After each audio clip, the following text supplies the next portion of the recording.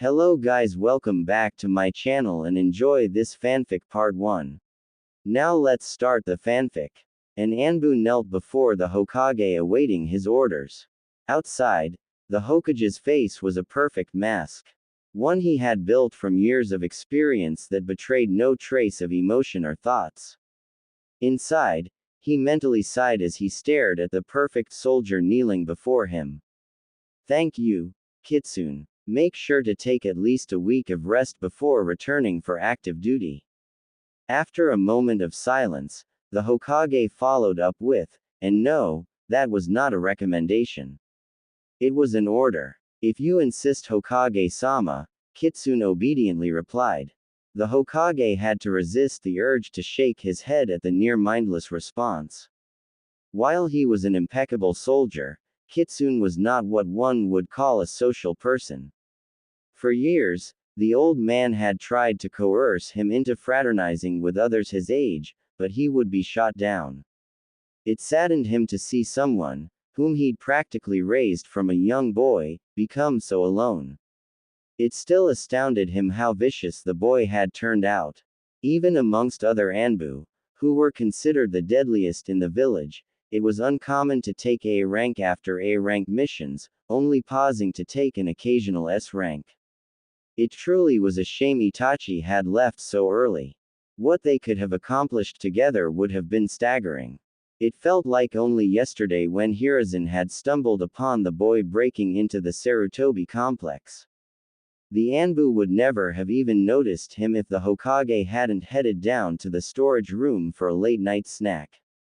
As he creaked open the door, the boy simply froze and did nothing but stare back at the surprised, old man. The boy's face had been covered in dirt, and his clothes had been caked in dried mud. He was just a clan-less orphan with nothing but the clothes on his body and thin scroll on his back. It was so silent that the old man could hear the boy's heart throbbing in his chest in fear. He had offered him a kind smile to put him at ease, before walking towards him. The moment he moved, the boy dropped everything and turned to bolt from the scene. He barely made it 3 steps before he was stopped by the Anbu that followed the Sandaime at all times.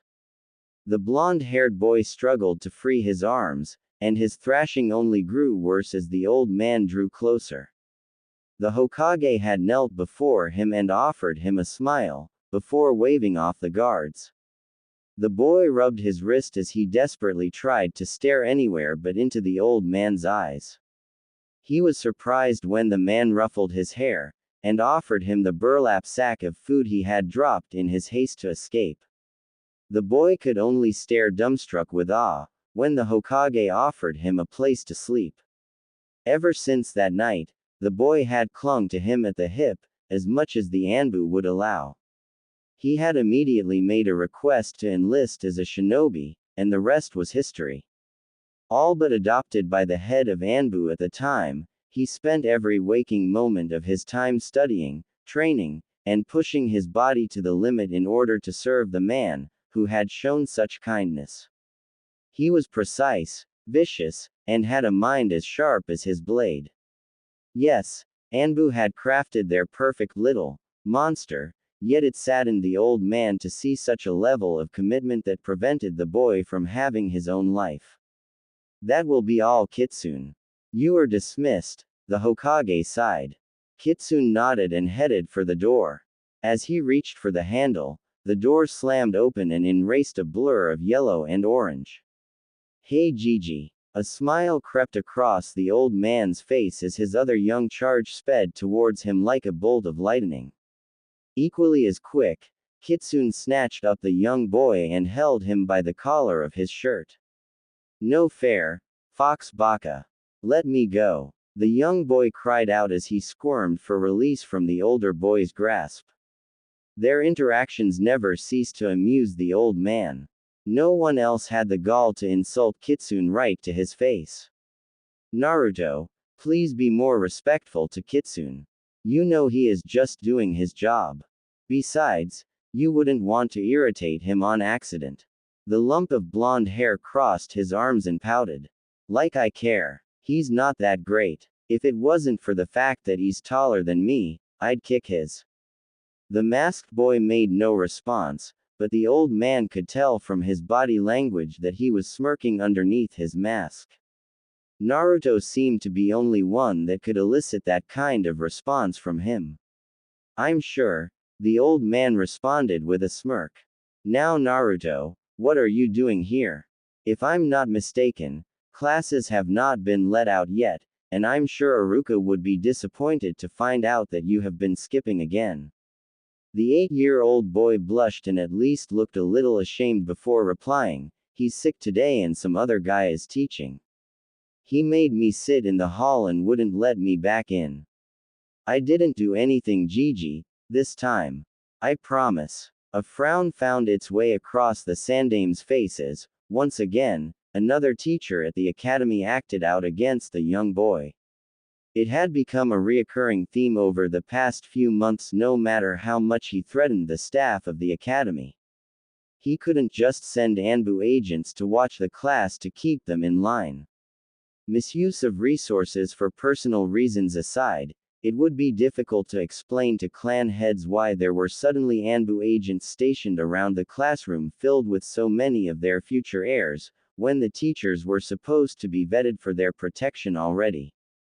It was starting to affect the boy's grades, and he knew it would only get worse.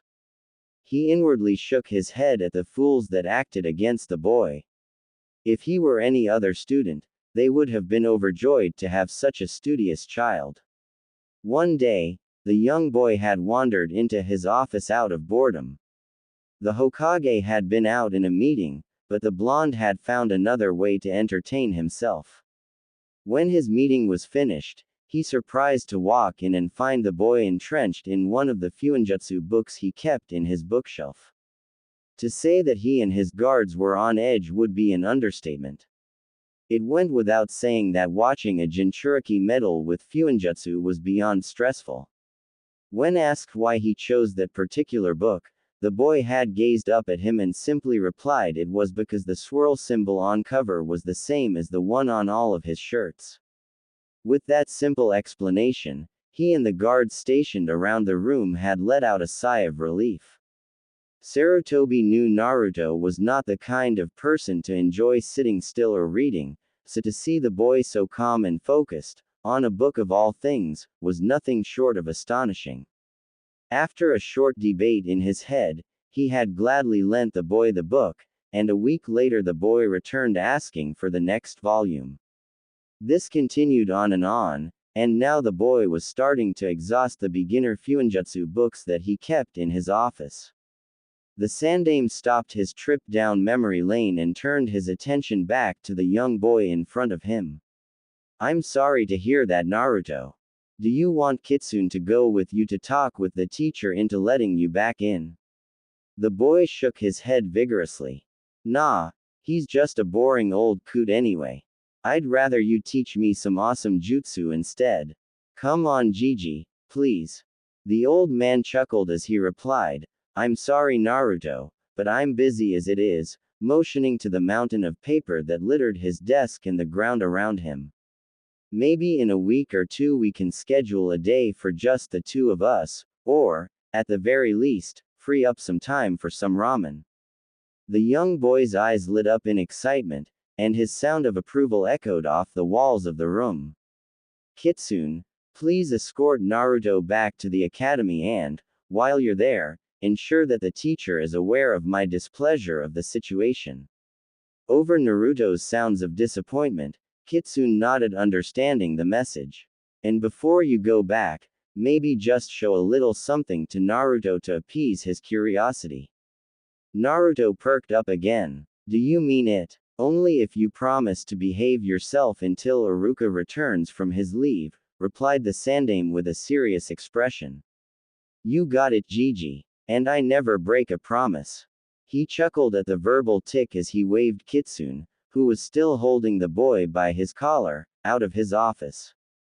He continued to hear the boy's muffled screams for release as they made their way down the hall. He sighed and leaned back into his chair. Naruto was always a breath of fresh air, and it was good for Kitsune to show at least some emotion. Naruto was someone who refused to be ignored and demanded attention. When Naruto had first met Kitsune, he refused to stop bugging the teenager about how his mosque's whisker marks were similar to his own. After a nasty run-in with some drunk villagers, Kitsune had intervened on Naruto's behalf and they had taken to each other immediately afterwards. As similar as the two were, Hiruzen reflected upon how they would follow different paths. Kitsune was a perfect example of what Naruto would have turned into had Danzo gotten his hands on him. A perfect, lethal, empty shell of a person with nothing but loyalty to the village. Naruto was too bright and cheerful for that. Hiruzen was content his decision to keep the boy from starting his career too early. He already had the guilt of one child soldier on his conscience, and he didn't want to add another. He made one final gaze at the fourth picture hanging on his wall of a mop of golden hair, before resigning himself back to the paper stacked in front of him. Naruto was so happy he could almost skip as he made his way through Konoha. He would never actually skip, no never, for that wasn't very shinobi-like. No sir. But he was so excited he couldn't help but at least giggle. He had finally done it. He had made his way through Gigi's library of beginner Fuinjutsu books, and now, he held a new, blue book under his arm. He could finally start moving on to the advanced stuff. Anime and manga. His mood slightly soured, and he made a tiny pout. Well, not really the advanced stuff. Gigi had said he still had to move on to the medium-level books, but hey, that was still an improvement. His determination back in his eyes, he vowed to be the best ninja in the village at Fuinjutsu, just like the Yondaime was before him. Though he would never admit it, Naruto was very self-conscious when it came to his own talent. Sure, he liked to talk big and would fight tooth and nail to back it up, but whenever he had to compare himself to the likes of Sasuke or even Kitsune, he would feel disappointed in his own ability. Not for a lack of trying. He would spend hours trying to mimic what Nei-chan and Kitsune-san would teach him, but he still felt as though he was coming up short. The fact that he had advanced to his current level of Fuinjutsu all by himself made him beam and swell with pride. He had become entranced the second he'd laid his eyes on that book in Gigi's office. He still didn't know what it was, but something about seals just clicked with him. It was exhilarating to finally find something he was good at, but when he learned in class that his hero, the Yondaime, was also a seal master, it was just even better. Naruto couldn't help but snicker at the memory of the teacher's face when Kitsune had arrived with him back at the academy a few weeks ago. He had never seen anyone's face turn that pale before. He had forgotten what kind of effect Kitsune's presence tended to have on other people.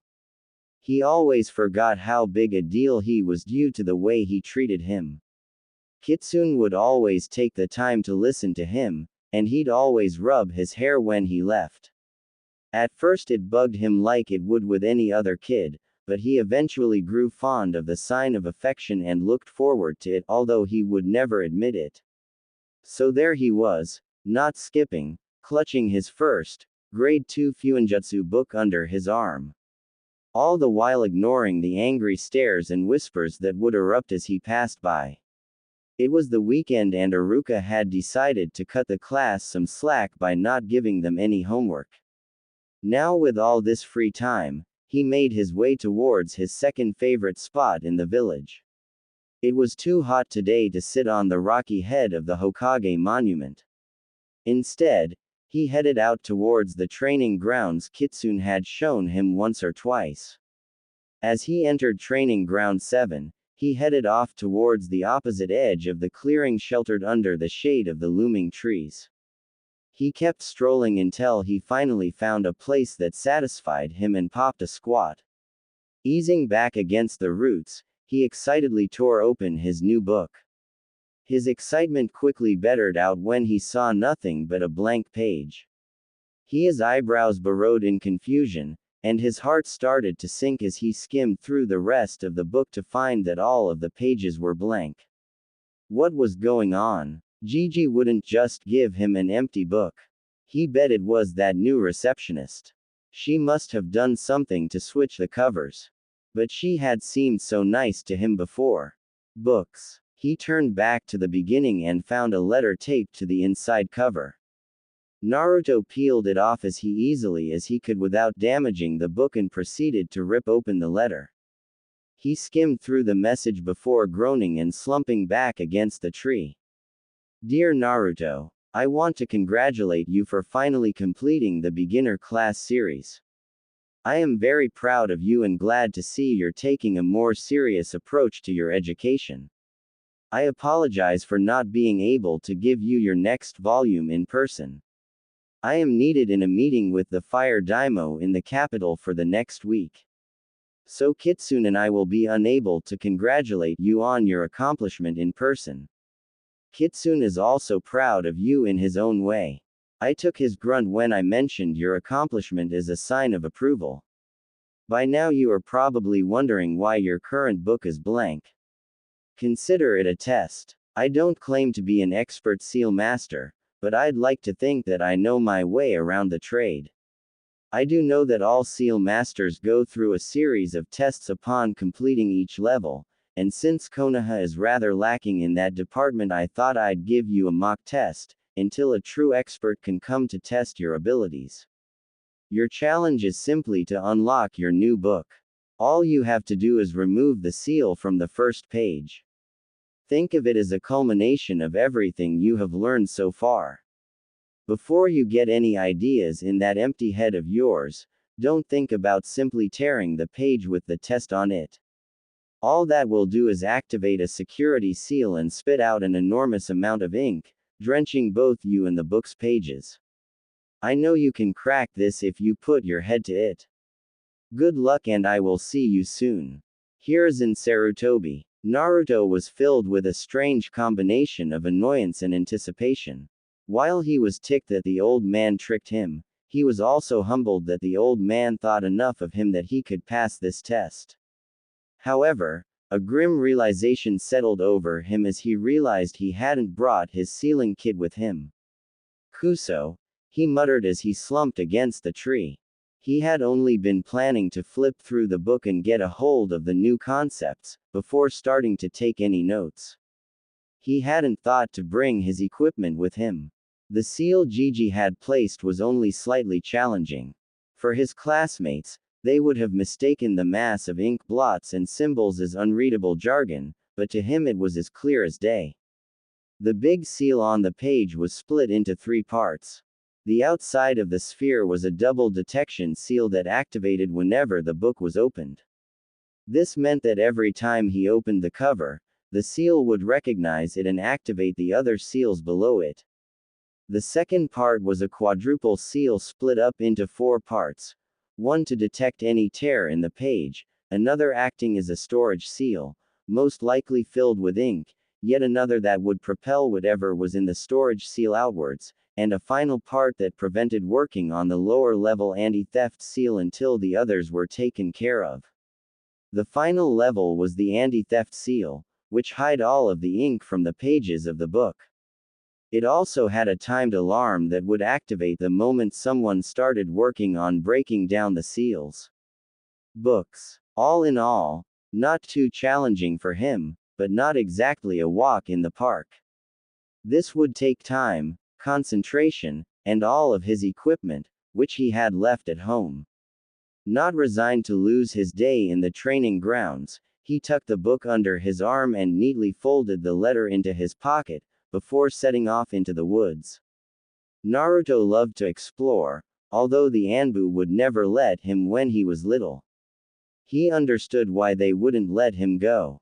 You can't just let a toddler wander off by himself, but his stubborn attitude never let him give up that desire to just see what's out there.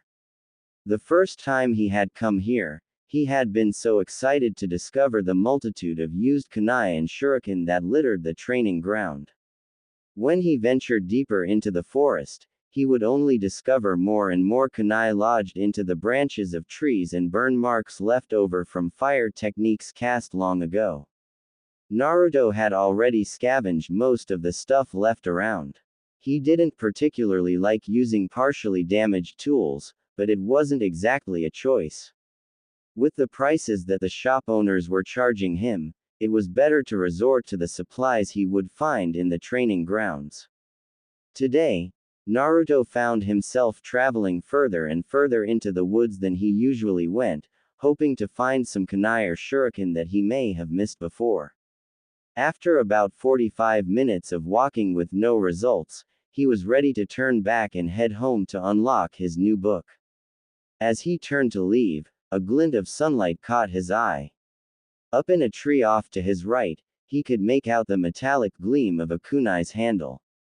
Naruto smiled to himself as he set his book down and began clambering up the thick trunk. He slowly inched himself up the bark, until he could finally stand on the wide branch and get a good look at it. The blade was buried hilt deep inside the bark. Naruto took hold of the handle, which was bigger in comparison to the other kunai he had used, and pulled with all of his might. After 3 of 4 tugs, he finally managed to yank out the blade only to discover something different. The hell is this? The blade wasn't shaped like normal kunai. It seemed to have 3 prongs that shot out from the handle. Speaking of which, he had never held a kunai with such a bulky handle. Aw man, the thing must be broken, he pouted to himself and got ready to chuck it away, when he caught sight of something on the handle. Naruto was no expert, but he certainly recognized an advanced formula when he saw one. He ran his hand along the handle, rubbing over the complex formula he had never seen before. His eyes darted over the kanji, and he couldn't make heads or tails of it. With his limited knowledge, he could only pick up bits and pieces it. This was more advanced than anything he had seen in his books. It was something unknown, and that sent an exhilarating chill down his spine. Now this was what he considered a challenge. While Gigi's seal was complicated for an average beginner, he would have it solved within 15 minutes, maybe 10 if he was really pushed. That would be a breeze considering the security seal was timed to collapse in after an hour. The blonde 10-year-old sat in the middle of the clearing, moving with as much precision he could muster. Slowly and painfully, he weaved and flicked his brush across the parchment, leaving smooth, clean strokes in its wake. He brought his arm down for the final stroke and slowly began to draw the final kanji, all the while pumping as steady a stream of chakra as he could manage. Finally, he finished and gazed upon his work, letting out a sigh of relief. A smile erupted on his face. He opened his mouth to shout, "Yada!" only for the seal to explode in his face, sending him skidding back several yards. "OWW," was all the boy could groan, as he tried to sit up. The entire front of his body stung and his goggles were clouded with soot. He tried to clean them with the back of his hands, as he mentally reprimanded himself. Anatomy. He had left the tip of his brush on the page. When he had grown excited, a surge of chakra had ran through his body and, by extension, through the brush and into the seal, setting it off. He muttered a curse as he dragged his aching body out of the clearing towards the cool shade of the tree line. He leaned back against the tree and winced as he inspected the damage. His hands were bright red, and several blisters were already forming. Could have been worse. He cringed as he remembered the first time he had attempted to make an exploding tag. Of course, he had set it way higher than he should have for a first attempt. The front of his shirt had been burned away, and the flesh on his hands and chest had been completely seared off. That had been a very unpleasant day at the hospital due to his aching body and the scolding he received from the Hokage. Kitsune had dropped by and gave him his signature silent scolding, which was even worse. His aura and stare had made him feel even guiltier than when Iruka had come by. Seeing now as a good a time as any, he decided to call a break, at least until his hands stopped feeling like he had grasped a piece of hot metal. Anatomy. He closed his eyes and relished the feeling of the wind racing across his face. He sure was growing more and more busy lately. He barely had any time to appreciate the tiny moments like this. There was just so much he had to do. He had to keep up his pace with his Fuinjutsu studies. By now, he was about halfway through the medium class books. He also had to keep on top of the lessons that Kitsune and Nei-chan had taught him. Then, he had his own secret projects, which took up most of his time and were extremely difficult. He had one project set aside to help Nei-chan with her own special problem, and another working out the secret of his mystery kunai that he had found in the woods. He absent-mindedly took said kunai out of his pocket and gazed at the handle for what seemed like the millionth time. He had made a lot of progress deciphering it. Well, a lot of progress for a beginner anyways. He had known the thing was complicated when he had first found it, but now that he was halfway through the middle class, he was starting to truly grasp the complexity of the seal formula. When he had first started, it was all just a complicated mess that made his head spin. So, he did what Kitsune had taught him to do when faced with a problem: break it down and solve it by parts. After using a copy seal and expanding the formula onto a larger sheet, he was dumbfounded by the complexity of it. He had barely made his way through 1/4 of the seal and it still barely made any sense. All he had been able to decipher so far was that it had something to do with an equal exchange of matter and energy. He would have mistaken it for a storage seal if it weren't for the lack of the clear indicators found in all storage seals no matter what their size. That plus how dense and complicated the formula was lead him to believe that it had to be something more. However, his grades had started to take a serious dip due to his free time being spent on his own progress. His bunshin was still a mess and no matter what he did, he just couldn't get it. However, this only made him more determined to show off all that he could do with his Fuinjutsu during the exam so that they would overlook his poor bunshin. Near the back west corner of the Hyuga clan's compound was the clan's library. It was a building that towered over the rest of the complex, with multiple levels above and below ground. The first level contained a brightly lit reading area with basic information and resources for anyone in the clan to access. The floor below it was designated specifically for the branch members. While branch members and main family could both access this level, the one directly below it was strictly reserved for the main house families. Below that level was an even smaller level reserved only for main family members who were directly related to the head of the clan. In the back corner of the first floor sat a young, lavender-eyed girl. She was snuggled into a cushion of pillows, poring over yet another story regaling the triumph of the main house over another clan during the times before the hidden villages. Hinata loved reading. When she was younger, her mother would read to her for hours on end. Her soothing voice would always put her at ease and lull her to sleep. She loved this spot due to its quiet atmosphere and distance away from most of the compound. Whenever she got upset or disappointed in herself, she would retreat within the walls of the library and speed through book after book to ignore the pain. While most of the library's contents involved Juyukin techniques and clan history, there were also poems and stories crafted by members of the clan. She loved the poetry from the branch house section especially. They were filled with such passion and emotion that was rare to see up front within the clan's walls. They also made her sad as they were yet another reminder of the harsh divide the cage bird seal was causing the family. Closing another embellished story of a Hyuga victory, the 10-year-old girl made her way back down to the second level to return it to its spot.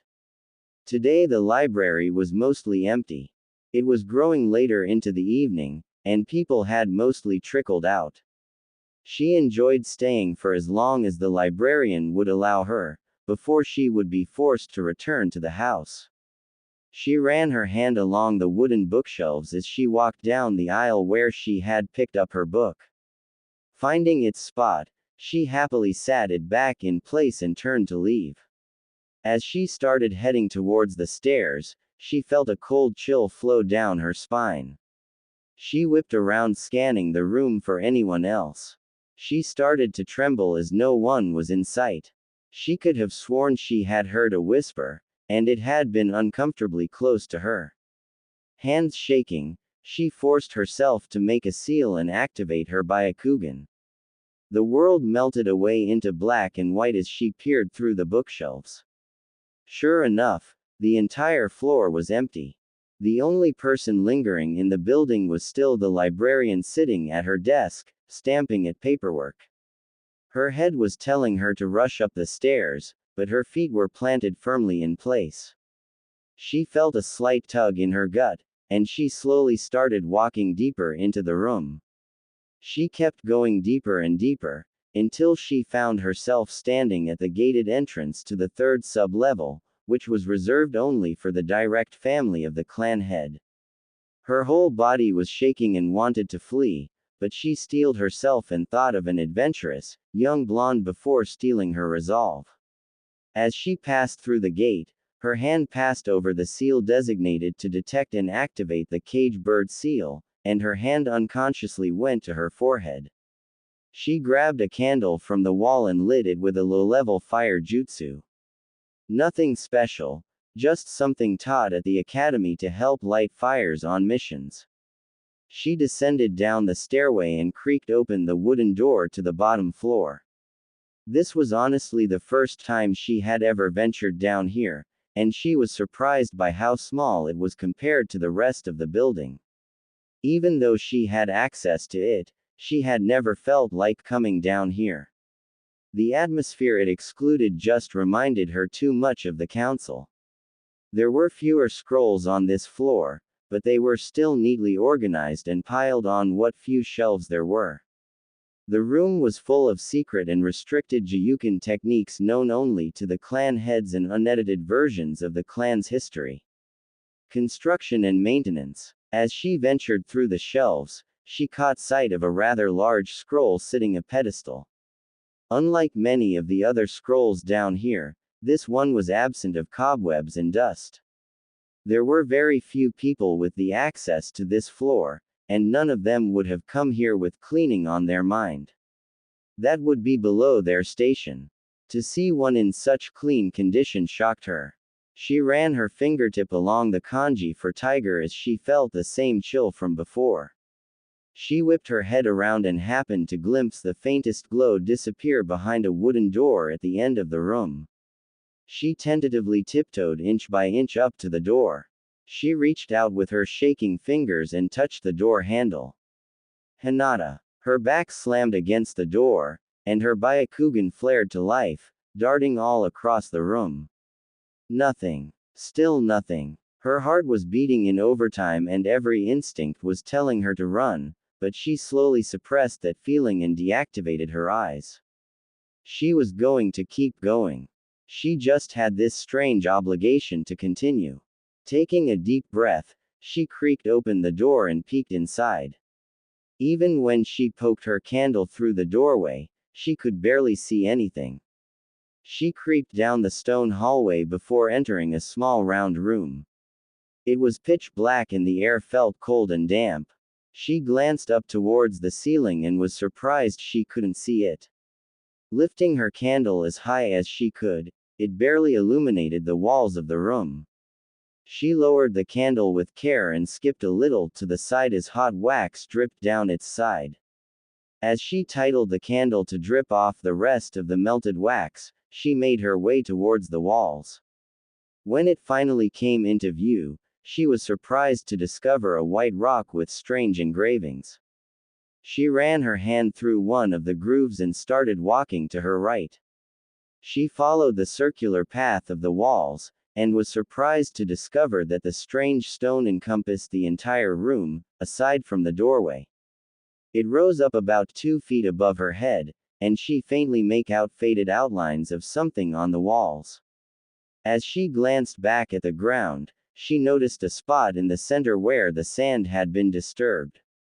It looked as if someone or many people had stood in that exact spot. She hesitantly walked towards the center and faced the wall opposite of the hallway. Slowly, she raised her hand due to some unknown urge and activated her Byakugan. In an instant, the entire room was visible and it overwhelmed her. The rock wall seemed to light up and the previously illegible markings bombarded her with information, most of which she didn't understand. The walls above the rocks depicted ancient murals and paintings of people resembling the Hyuga praying and guarding over a large white circle in the sky. Her mind was swirling with phrases and images, most of which she couldn't comprehend. Even in her stupor, she was able to catch one or two phrases from the wall such as, the will of the moon people, and their duty to guard. Hinata was confused and fascinated at the same time. This was unlike anything she had ever seen. It was beautiful. It was exhilarating. It was terrifying. She froze when she finally noticed that she was no longer the only one in the room. She slowly turned around to see a white, blurred figure standing in the exit of the hallway. She breath caught in her throat and she began backing away from the figure. With every step she took away from it, it grew closer. She felt her back press against the stone wall, and she curled up into a ball. The blurry, horned figure made incomprehensible sounds as it moved towards her. She closed her eyes and covered her ears as she only picked up bits and pieces. Tears stung her face as she shook in fear. Help. Please. Please leave me alone. Hinata. Anime and manga. Her eyes shot open, and her father stormed into the room straight through the figure, dispelling it. He crouched down in front of her and she flung herself onto him. He winced at how tight she was gripping his neck as he placed her arms around her back. She was vigorously shaking and muttering something about a ghost. Hiyashi had been beyond shocked. Earlier, he had been meaning to talk to Hinata regarding her training, when he discovered no one in the compound knew where she was. Usually this just meant she was holed up in the library, but when he arrived, he couldn't find her anywhere. As others helped him search, he had activated his Byakugan to discover a major swell of chakra emanating from the main family secret room. The amount of chakra radiating from the room was almost blinding. He forced himself through it and managed to see the outline of his daughter standing in the middle of the room. He raced through the levels of the library and tore across the final floor to see his daughter curled on the floor crying out for help. He himself had stood in this room attempting to decipher the Hyuga ring to no avail, as had every clan head before him. In all of his research and personal experience, he had never seen or heard of anything like this happening before. Away from the eyes of the elders and the rest of the clan, Hiyashi took a rare moment and let his emotions show, as he held his daughter in his arms and tried to calm her.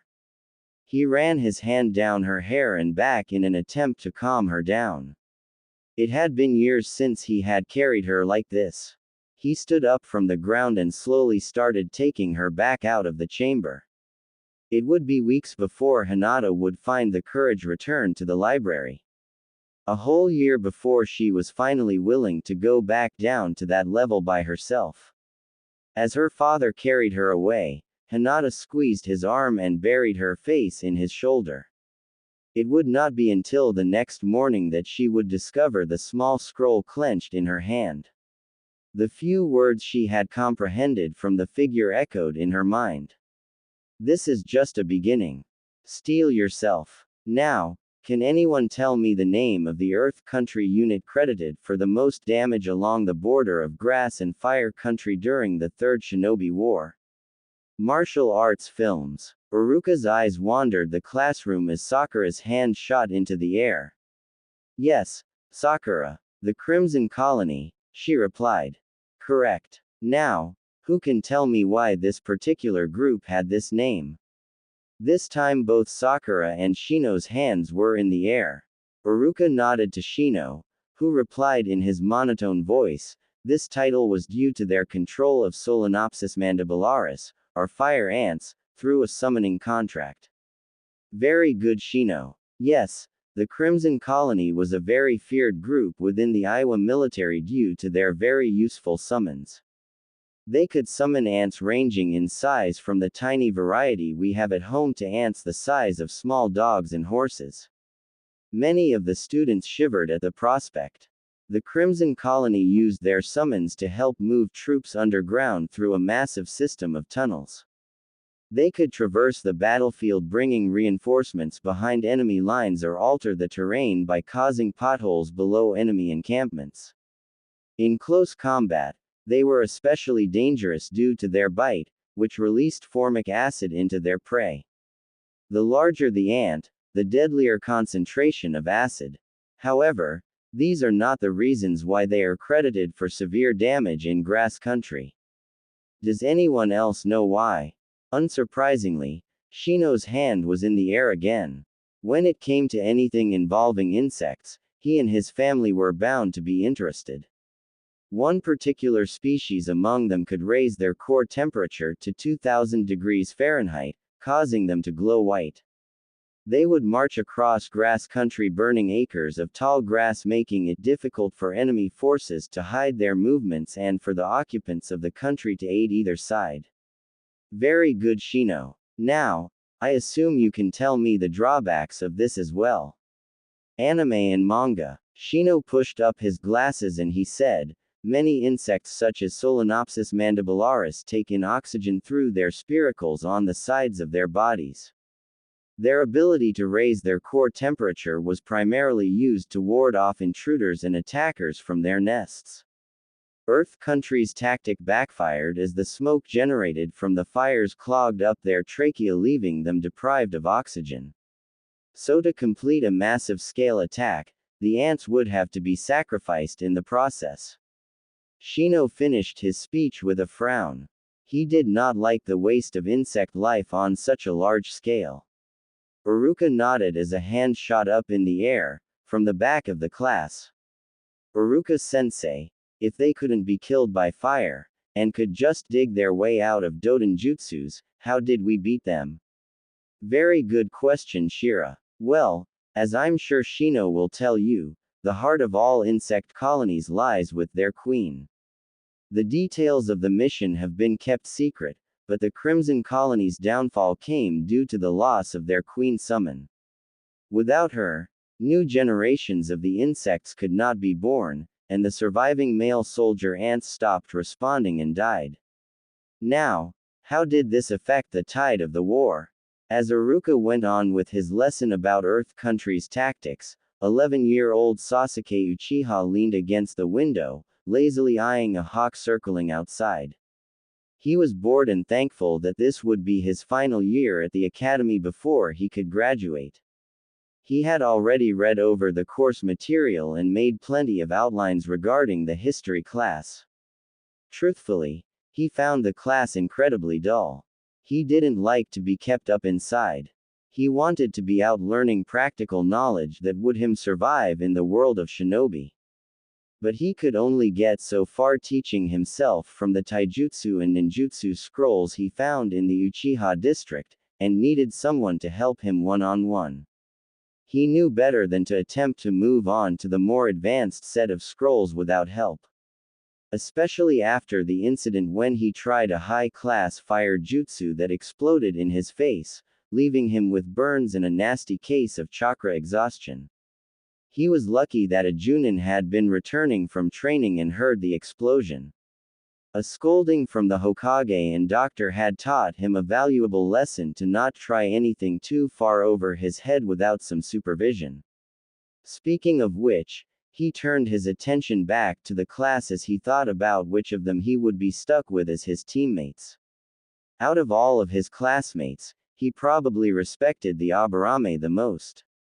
The two of them weren't friends by any stretch of the imagination, but he was impressed by the boy's calculative mind and skills. Sure, he was quiet and reserved, but then again so was he. It was wishful thinking to think that he would be able to get away with not having a kunoichi placed on his team. He was sick of all of them. He was sick of every last one of them. Always swooning and ogling him everywhere he went. It was annoying. Well, not all of them were like that. He glanced over his shoulder towards the back corner of the room, where a white-eyed girl diligently paid attention to Ruka's every word. No, the Hyuga was not like the rest. He could at least tolerate her. As one would assume from someone of her clan, her taijutsu skills were unmatched by the other girls of class. The only reason he felt that she wasn't the top kunoichi was because of her grades. While there was no denying she was intelligent, Sakura was ahead of her in that department. On top of that, the grade for taijutsu was only based on the academy style and did not take other factors into consideration. The only thing that bugged him about her was her shyness. He didn't know what kind of situation she faced at home, but whatever it was, it had obviously molded her into the withdrawn person she was. The only times he ever saw her come out of her shell was whenever. Naruto. Pay attention, Iruka shouted as he threw his chalk, pegging Naruto in the forehead. OWW, Iruka-sensei, he drawled in a whine, I didn't do anything.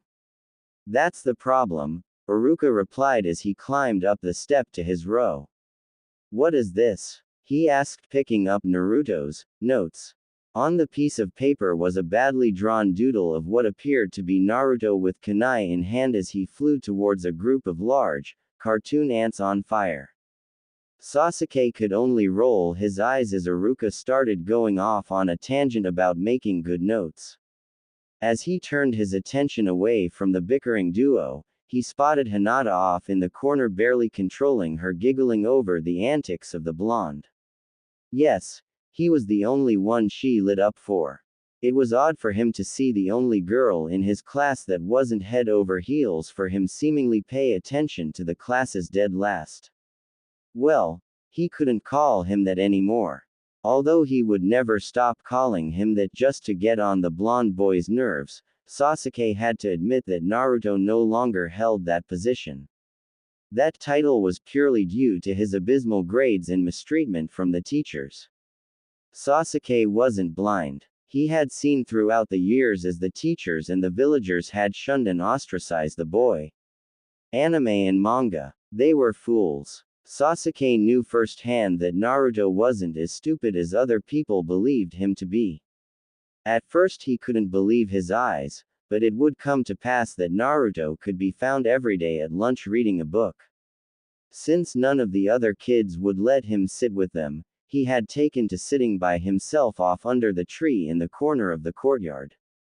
One day, Sasuke had been visiting the shinobi library, when he came across the same books that the dobi always carried with him. The green color and spiral design on the cover could not be mistaken for anything else. Curiosity overcame him as he grabbed the closest volume of the set and opened it. To put it bluntly, he couldn't understand a word of it. He was surprised to say the least that the supposed dead last was studying what was considered by many to be the most complex of the shinobi arts. He wanted to shake off the whole thing as a ploy by the prankster to make himself seem smarter, but one day, he had seen firsthand what the blonde could do as he watched him seal away an old lady's bag of groceries to help lighten her load.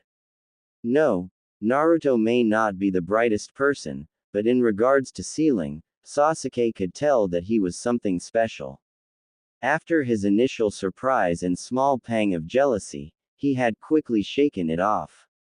Let the goofy idiot meddle with seals. They had never really interested Sasuke in the first place. What really bothered Sasuke about the blonde was neither his aptitude with seals nor his tendency to goof off.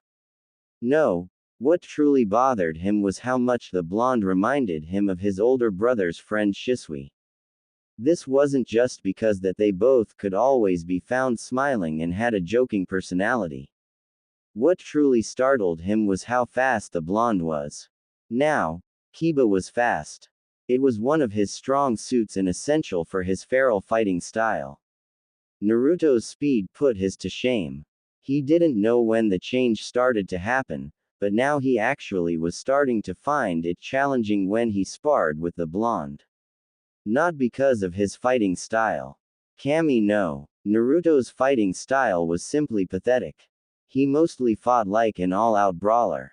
There were occasional glimpses of moves and techniques that he was unaware of, but it seemed like he was either just learning a style and trying to incorporate it or just not very adept at it yet.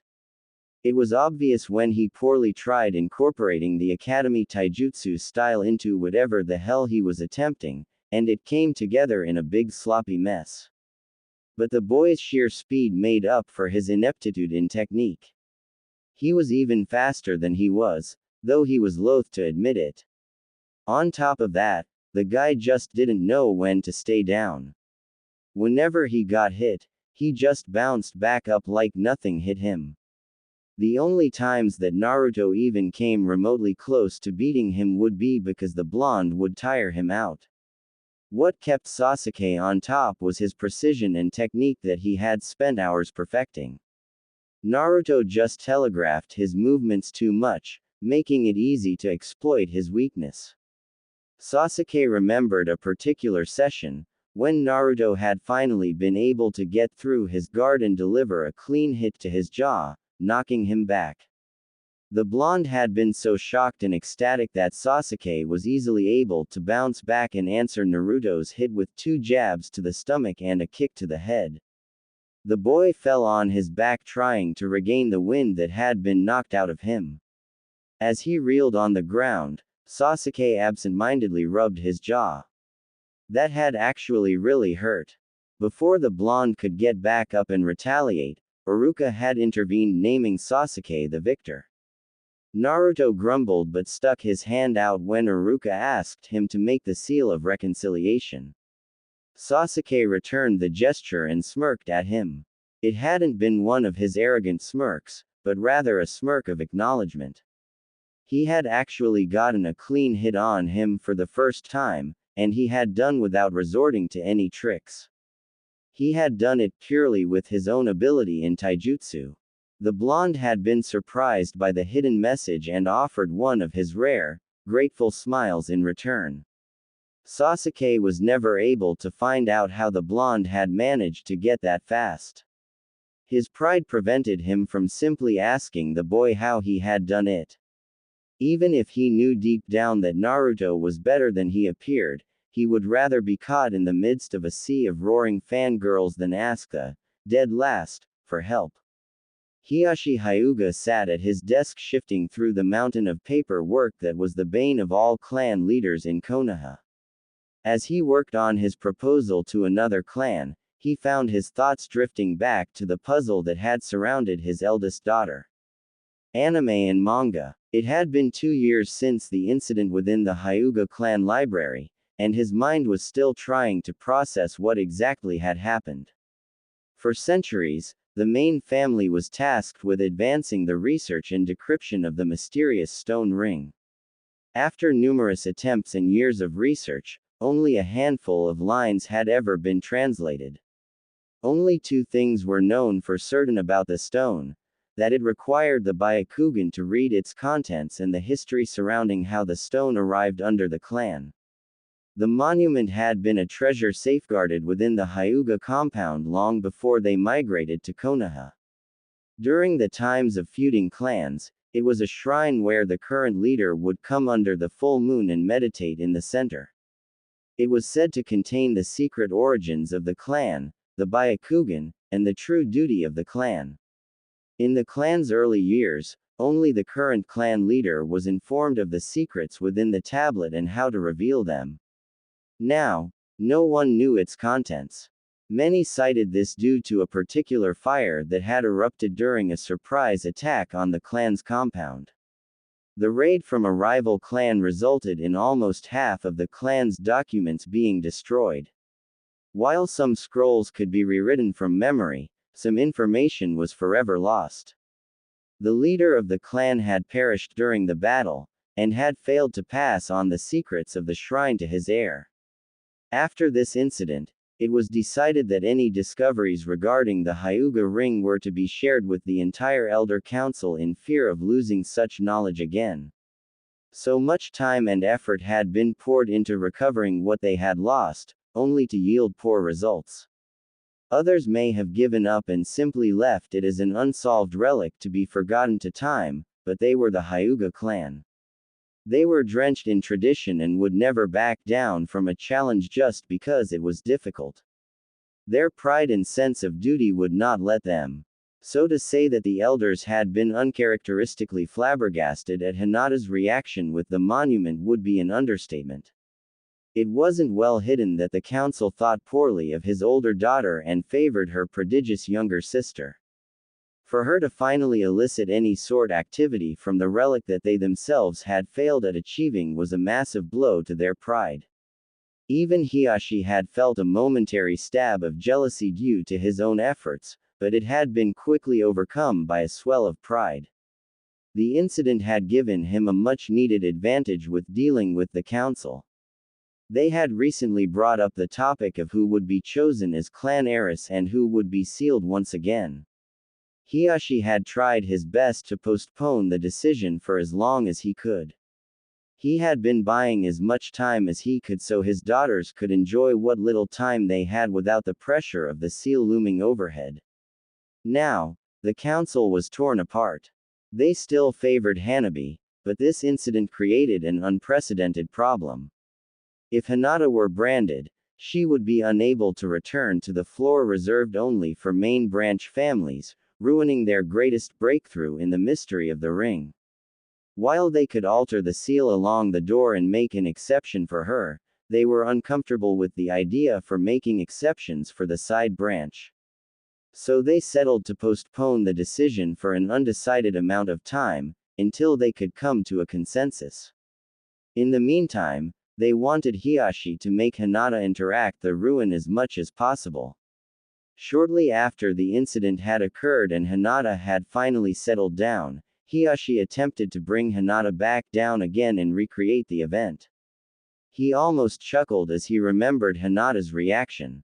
She had been uncharacteristically adamant and refused to go back down to the bottom floor. Even after he delivered a direct order, she still wouldn't budge. Anime and manga. If it weren't for the importance of the subject, Hiashi might have been proud of her for standing up against him, even though it was out of fear.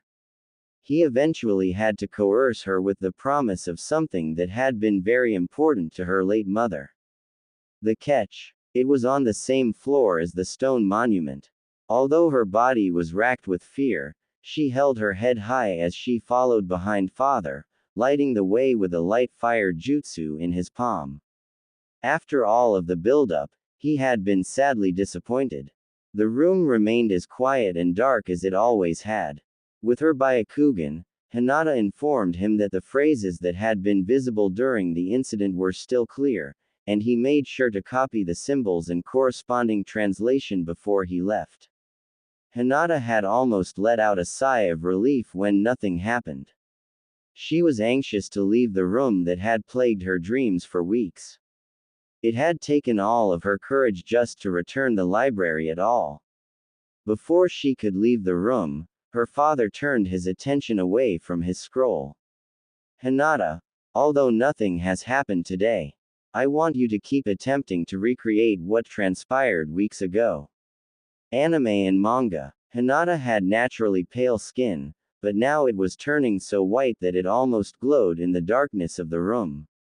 Please, To-san, she pleaded, please don't make me come back her. Hinata, he said sternly, you are a kunoichi and more importantly, you are a hyuga. You will not let fear control your actions. Am I understood?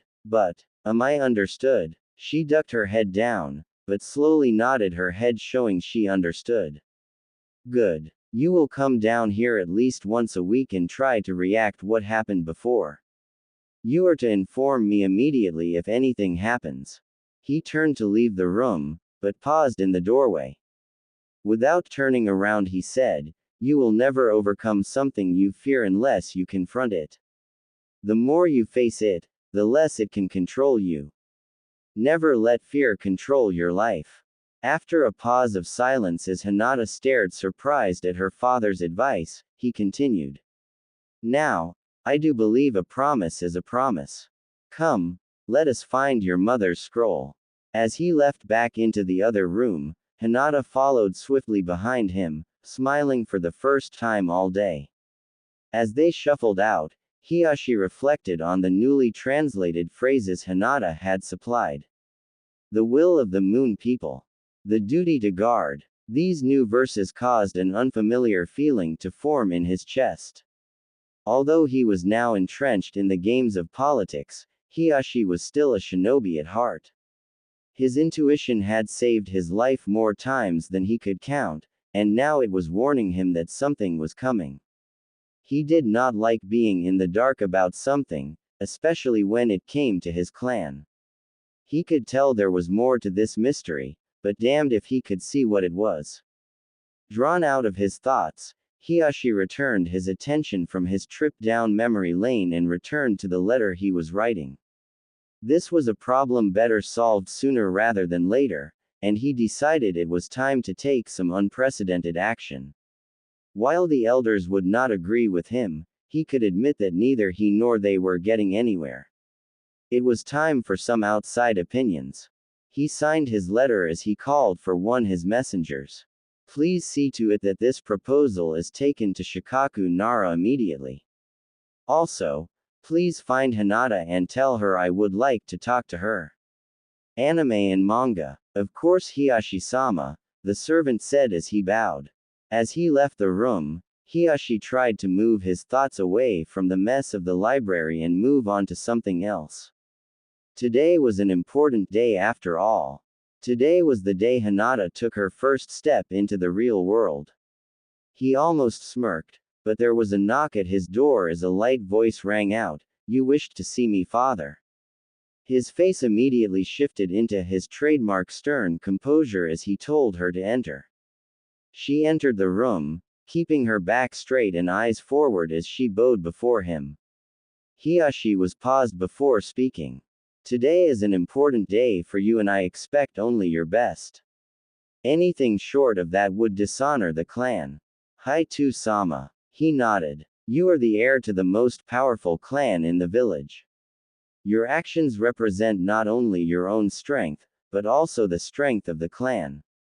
We cannot tolerate showing weakness. Do not disappoint us. Understood. Good. Then you are dismissed. She nodded and bowed once again before scuffling out of the room. Once he was sure she was out of earshot, he let out a sigh. He had to keep up appearances after all, and it was too late to change his technique now. Hinata would have to flourish on her own or drown. He stared at one of the few pictures that adorned his desk. One was of himself and his wife along with his 2 daughters. It had been taken shortly after Hanabi was born. The other, that he held his focus, was of a trio of children standing in front of a man in a Junin jacket. The man with spiky white hair looked as though he was booming with laughter, seemingly amused at the antics of his students. Today was an important day that would shape the rest of her life. Her career was now out of his hands and about to be placed in someone else's. He sighed as visions of the past played in his mind as before he returned to the surplus of work that threatened to engulf him. As unpopular as Hinata was within the clan, the opposite could be said for how the villagers regarded her. No matter what the elders said, the civilian population adored the kind Hyuga princess. Unlike many in her clan, she would always make sure to bow back to anyone who addressed her. She would always take time out of her day to talk with the small children running around the village. Today was no different. As she made her way to the academy, Hinata returned every smile and cheerily responded to the shopkeepers who wished her luck as she passed. Today was a big day. The big day. The day she finally became a kunoichi. It was uncommon for Hinata to be full of such confidence, but today she was sure of herself. Sure, she's still withdrawn and quiet, but a more astute observer would notice the spring in her step and the different ways she carried herself. Due to her impeccable chakra control required of her to utilize the Jyuken techniques, the Academy's 3 techniques had been simple and required no time to learn. Of course, that didn't stop her from spending hours in private making sure that all of them were perfect. She walked around a pothole and shifted the weight on her back. She fumbled with the box in her bag, making sure that the orange wrapping paper wasn't visible. She'd die of embarrassment if someone saw the square bulge and asked whom it was for. She knew had been working extremely hard to keep up with the others. She always saw him sitting in the corner during the lunch with his nose in his books jotting down notes, and never wanted to disturb him. It always impressed her seeing him try so hard to improve himself. His determination was what helped her motivate herself to push through whenever she felt down. She was always impressed by his attempts to improve himself, and she never wanted to get in his way. But today was going to be the day it all finally paid off. Today he could finally get to show off what he could do. Flashback. One day, she had been roaming the training field searching for a particular herb that grew in the areas with high concentrations of chakra. As she finally found the small plant, she realized she was not alone. She had stumbled across the blonde deep in concentration with a strange kunai in his hands. He had multiple scrolls and books spread out around him in a circle. They contained all of the notes he had ever taken on his secret project, for today was a special day. Unknown to her, Hinata was about to witness one of the biggest milestones of Naruto's life. He had finally made a breakthrough with his secret project. He had been experimenting with creating his own seals when he stumbled across a strange connection. After spying on a Chunin and Junin sparring one day, Naruto had noticed how difficult it seemed for one of the Chunin to land their Raiden jutsus on their older, superior partner. Obviously his ability came from his experience, but this had made Naruto curious about what he would do if he were to come across an opponent who outclassed him that much. So he first set out to solve this conundrum with the original problem, ensuring that a jutsu would land. The problem with many techniques, such as Sasuke's fireball jutsu, was that it was relatively easy for the opponent to dodge. Which is the academy tried to drill into their students' heads to reserve their highly powerful jutsu for the end of a fight, after an opponent has been worn down or restrained.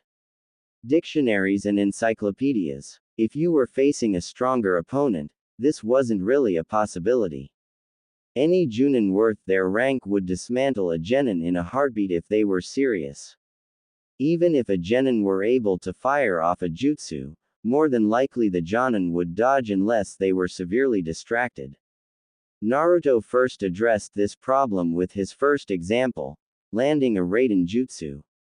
So Naruto got to work creating a way to ensure that the electricity would connect with its target. It came to him in a flash of brilliance one rainy day as a stray bolt of lightning struck his apartment. Create a seal that functioned like a lightning rod. As he worked on this, he noticed several patterns for attracting the electricity seemed familiar. It took him a while to realize that the seals were familiar to the ones on his tri-pronged kunai. It seemed that the kanji served as a conduit that connected a source of chakra with the marking. It also seemed that the more chakra the object connected to, the more chakra necessary to pull off whatever the technique was. Spurred by this development, Naruto had a fierce internal debate about reaching out to it with his own chakra. Every book he had ever read about seals warned him about activating a seal without knowing what it would do. But, however smart Naruto had become regarding seals, he was still a reckless child that loved to test the limits. Nothing ventured, nothing gained. So, Naruto sat that day surrounded by his research with barrier seals ready to activate if anything went wrong. He let out a sigh as he got up and planted the kunai about 25 feet away. He wrapped a remote activation seal around the handle, before returning to the circle. He took a deep breath and ran through the hand signs. He closed his eyes and let his chakra reach out to the remote seal. Once it was linked, he began pushing his chakra into the seal in the handle. Once he linked with the seal, his mind was assaulted with a whole new form of sense. It was as if his mind was being fed two different displays of the world around him. Suddenly, he was aware of the seal's location as though it was a shining light in the dark. It stood out like a beacon of yellow light. Wow, was all Naruto could muster. As his chakra lingered in the seal, he could feel it molding itself to fit the seal's jutsu until it happened. Hinata could only let out a gasp as Naruto simply disappeared. All that was left of the blonde was a bright yellow flash. Just as quickly as he disappeared, the blonde reappeared and fell to the ground in a heap. He shook his head, as he tried to stand back up. He had never felt so disoriented in his life. What the heck was? He was cut off as he felt a searing pain, and his stomach suddenly decided that he needed a wake-up call. End flashback. Hinata had been shocked to say the least. She remembered how she couldn't help but stare at him for the rest of the week. It wasn't until he asked her if he had something on his face that she was able to turn away out of embarrassment. If he was able to learn something like that all on his own, she was sure that taking something as simple as the Academy's test would be a cakewalk.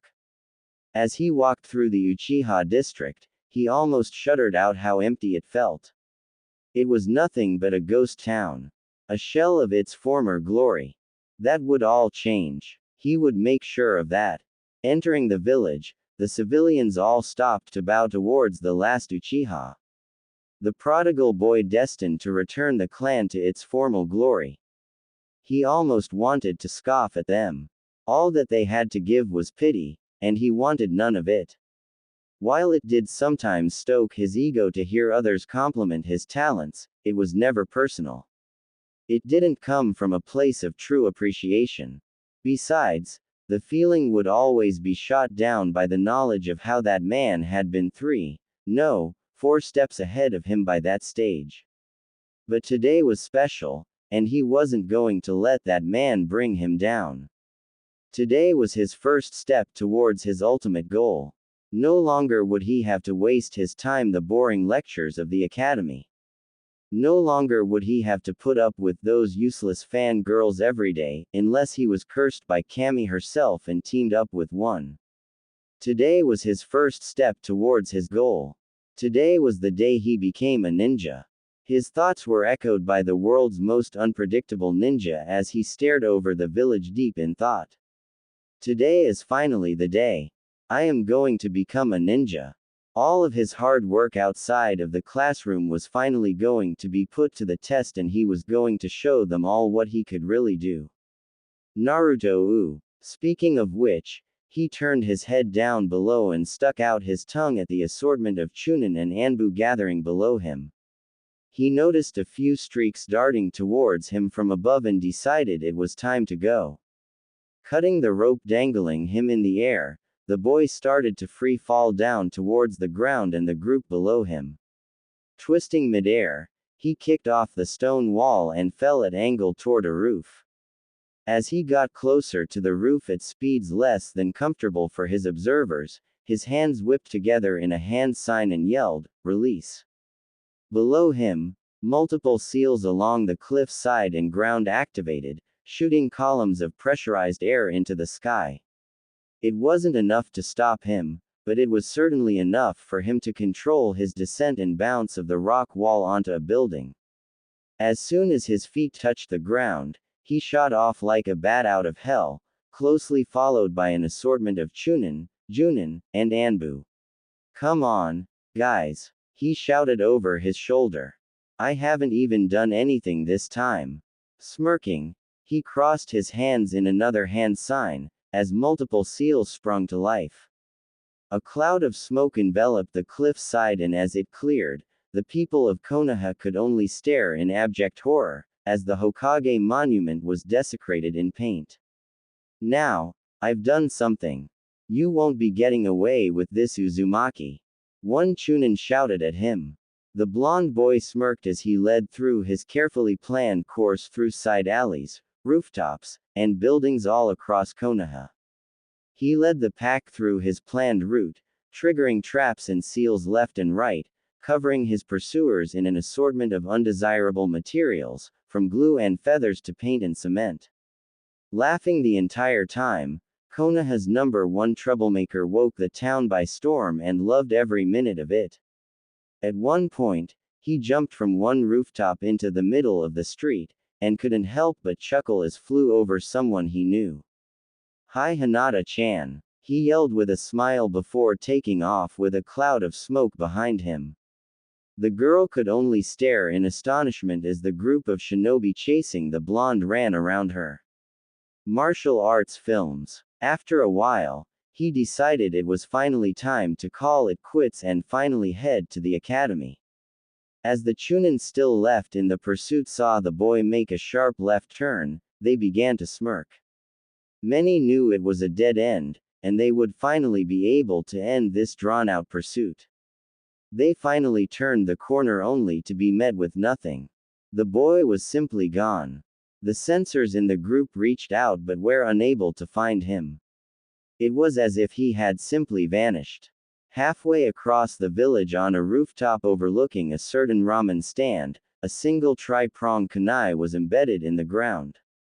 The next second, there was a flash of yellow and a young boy appeared as if from nowhere grinning victoriously. A short second later he hunched over and began violently regurgitating the contents of his stomach. Damn, every time, he thought to himself. At least it was becoming more manageable. He wiped the blood from his mouth on his sleeve and leaned against the railing for support. He reached down and pocketed the kunai before turning to admire his handiwork. The Hokage monument was decorated in a rainbow of colors and drawings, all planned out by his seals. Of course he had added a few tricks as well, courtesy of his Fuinjutsu talents. The second Hokage's eyes seemed to be crying as water poured continuously from the statue's eyes. A similar situation could be found on the head of the Sandaime as smoke seemed to be coming out of his ears. Even the Yondaime could not seem to escape the boy's wrath. The man's face was decorated with glitter, creating a bright shine off of the morning sun. Naruto giggled to himself as he panted and regained his strength. Oh, it had been worth it. His final prank before he became a ninja, and he had pulled out all the stops to make it one to remember. As he settled down, he finally noticed the other presence on the roof and gulped before trying to bolt off. He was caught and held by the hem of his shirt as he flailed trying to free himself from his captor. Going somewhere? A voice that still sent shivers up his skin asked.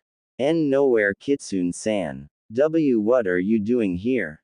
I knew there were about 5 places that you probably show up at after that hot mess. Knowing you, I decided to follow your gut and stake out here. By the way, that technique still needs work. I know, the boy said, resigned to his fate and finally stopping his struggling. So, where do you think we are going now? To go have a pleasant talk with Gigi? The boy asked hopefully. The masked teenager shook his head and replied, No, we are off for a nice, long chat with Iruka-san. Wouldn't want to be late for today, now would we? I'm sure he'll be very understanding. Naruto gulped as the world of pain he knew he was in for slowly approached him. Hinata couldn't help but giggle as she watched Iruka go off and lecture Naruto about his terrible behavior. The two looked so much like brothers that at times it was hard to believe they weren't actually related. Naruto at least looked a little ashamed as Iruka went off on him. After a while, he was finally able to make him stop by saying he could remove all he had done right now. The Chunin was obviously confused, but allowed him to go on. Naruto clasped his hands together, working his way through several hand signs before whispering release and pointing out of the window. Iruka and Hinata could only look in awe as the Hokage monument looked as clear as it had the previous day. "What did you do?" he asked. "I just used the reverse seals I placed up there. I knew you were probably going to make me clean it up, so I decided to save some time." He grinned and rubbed the back of his head as Iruka simply sighed. While he was still upset about the whole debacle, he was also quite proud of the level of skill and forethought Naruto needed to pull it off. He decided to let him off easy, with a promised visit with the Hokage after everything was over. As everyone settled into their seats, Iruka stood in front of the class and began his speech. "Before we start with the examinations, I just wanted to say how proud I am of all of you. You all have worked so hard to reach this point and I have been honored to be your teacher. Remember all of the lessons you have learned here and let them guide you to success out there in the real world." And with that he began calling up the first students. The graduation exam for the academy was split up into 5 parts: a written exam, an accuracy test, a taijutsu spar, the academy 3, and a special section to demonstrate any personal abilities that could warrant extra credit. Many of the students from civilian families opted out from this particular section. They mostly felt that any skills that they could demonstrate would be unimpressive when compared to the abilities passed down through clan families. For example, Kiba and Akamaru showed off their Suga, Hinata demonstrated katas of the Jiyuken, and Sasuke let loose his clan's signature Gukaku no Jutsu.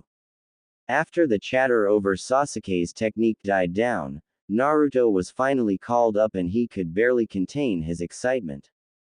He ran to the center of the courtyard with his bag of sealing materials slung over his shoulder.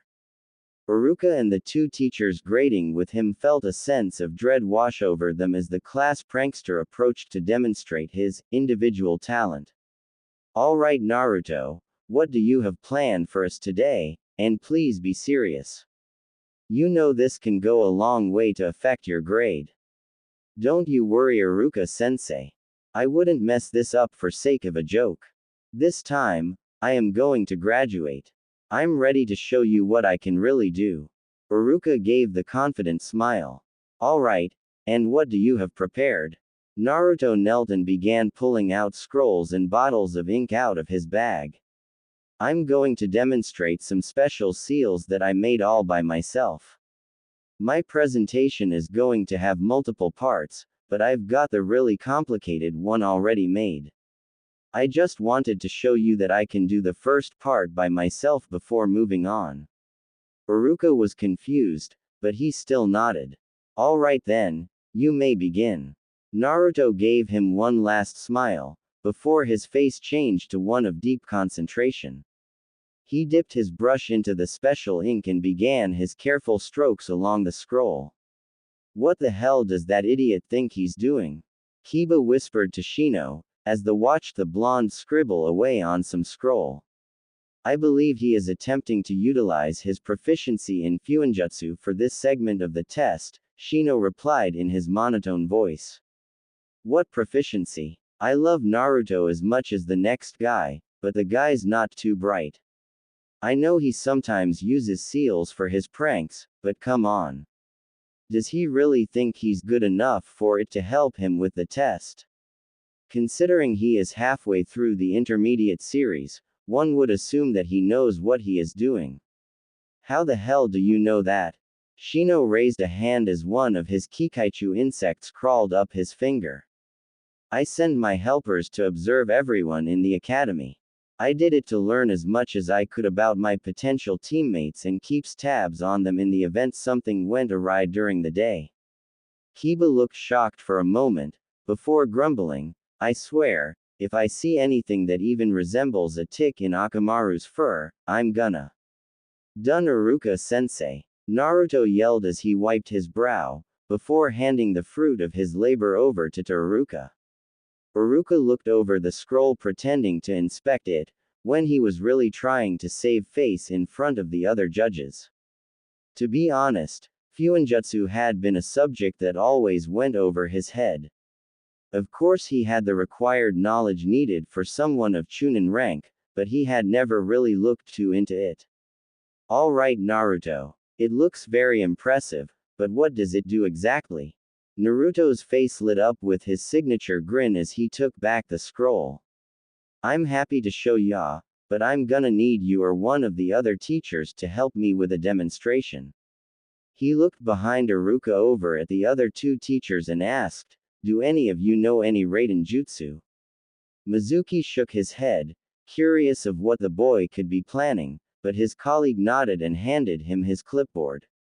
As he stepped forward, Naruto instructed him to stand in place as he ran to other side of the training field.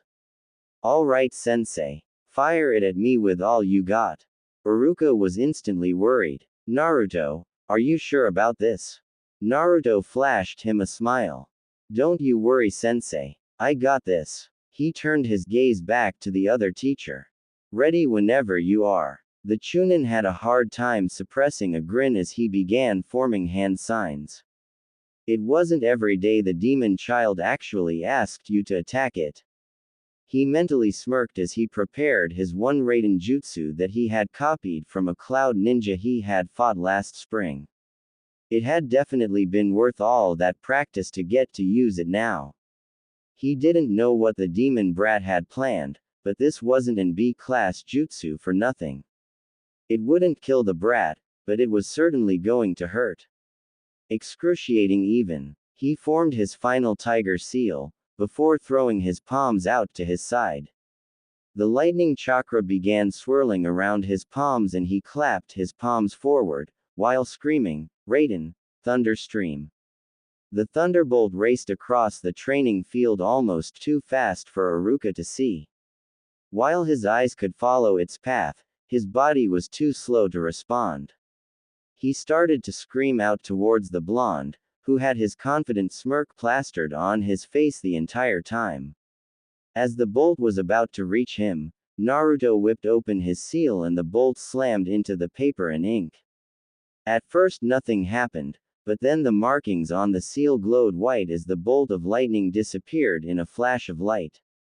After it died down, the center of the scroll now held the kanji for lightning. Everyone in the courtyard stared at the steaming scroll and tried to comprehend what had just happened. Naruto turned the scroll around, inspected it, and smiled, as he looked it over. Thanks sensei. That was perfect. The Chunin was dumbfounded. That had been the strongest jutsu he had in his arsenal, and the boy had seemingly brushed it off. Naruto, Iruka said as a quiet voice, what did you just do? Naruto ran over and pushed the scroll into his hands. See this, he said pointing to the kanji for lightning, this is the jutsu that Reishi-sensei shot at me. I sealed it into this scroll. Naruto kept talking a mile a minute as he started heading towards one of the training dummies on the other side of the field. There are different sealing techniques that can seal elemental jutsu. You just have to be ready for which type you want to seal. I've always found it easiest to absorb Raiden Jutsu cause it's already in a natural state of energy. As he arrived at the wooden dummy, he began rummaging through his bag. Since I don't know any Raiden Jutsu myself, I thought I'd show off with a storage seal before moving on to the main event. Which is, AHA. This. He pulled out a piece of paper with a triangular seal marking and slapped it onto the dummy's chest. Racing back to Iruka, he took the scroll out of the Chunin's hands. I have always been bothered by how hard it can be to land some jutsu on faster opponents, so I made this to fix the problem. He faced away from the training dummy and swung the seal forward as he yelled, release. The blue lightning jutsu erupted from the seal, and raced across the courtyard away from him. Just as quickly as it left the seal, it arced upward over Naruto's head and raced back toward the dummy. It slammed into the wooden caricature, which erupted in an explosion of splinter leaving a smoking crater in its place. Turning away from his stunned classmates, he puffed out his chest and stared at Iruka. I present to you, the lightning rod seal. designed to attract any and all Raishin Jutsu directly to its location. Place it on an enemy shinobi, and any projectile-style Raiden Jutsu you use is sure to land. Iruka's face lit up in a big smile and he ruffled the boy's hair. Very good, Naruto. I'm very impressed. You did stupendously. The boy let put a nervous laugh as he scratched the back of his head. He turned and bowed to Reishi-sensei, thanking him for his help. As he headed back to his classmates, Iruka made eye contact with Reishi and shot him a fierce glare. That had been a high-class jutsu. If it had hit Naruto dead on, he would have likely been sent to the ICU for third-degree burns. He shuddered to think what would have happened if his seal hadn't worked as planned. His look sent his message loud and clear. The Hokage would absolutely be hearing on this.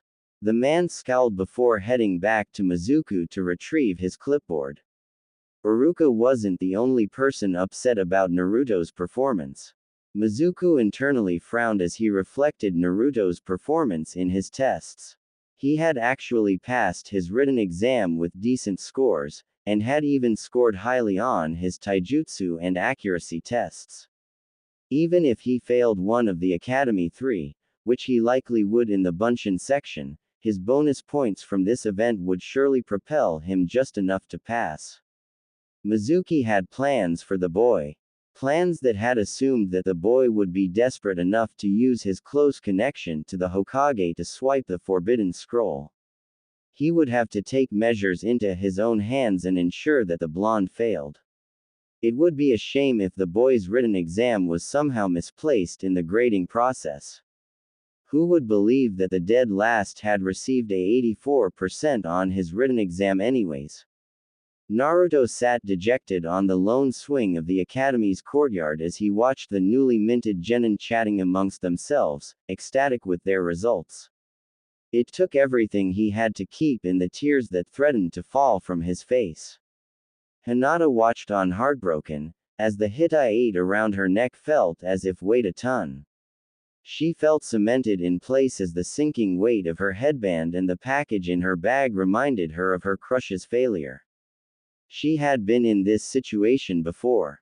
Yearning to comfort the blonde as he dejectedly watched the other children laughing amongst themselves. She resolved herself and pushed her shaking leg forward. This was her last chance to help her crush in the time that he needed a friend most. Before she could go anywhere, the blonde took off. The students' parents had started to arrive and he couldn't stand to see their smiling faces and looks of pride. It was just an all-too-painful reminder of what he didn't have. Hinata prepared to jump after him, but her personal guide Ko caught her shoulder. You did well, Hinata-sama. I'm sure Hiashi-sama will be most pleased with your results. You should be proud of yourself. As she watched the retreating form of the orange-clad blonde, she felt anything but proud of herself. She had been too afraid and failed again. Possibly for the last time. She hung her head as she followed Ko back towards the Hyuga compound. On top of the walls of the academy, Mizuki smiled as he watched the retreating form of the blonde boy. It was going to be too easy. Several hours later, night had settled over Konoha, but the town was anything but sleepy.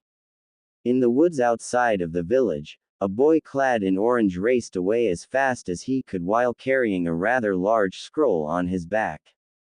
His cheek stung from the cut of a blade that had been way too close for comfort. His mind was still upset, when he remembered how he had acquired it. Flashback. Sneaking into the Hokage's office had been easy. Getting into Jige's secret room had been slightly more difficult as he struggled to remember the codes from when Jiji would open the safe in front of him. He had almost been home free until he opened the door, coming face to face with the surprised Hokage flanked by his right-hand man.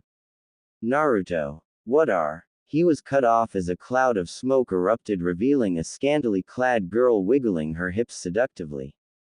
The old man stared for a moment, before blood spurted from his nose, rocketing him into the ground.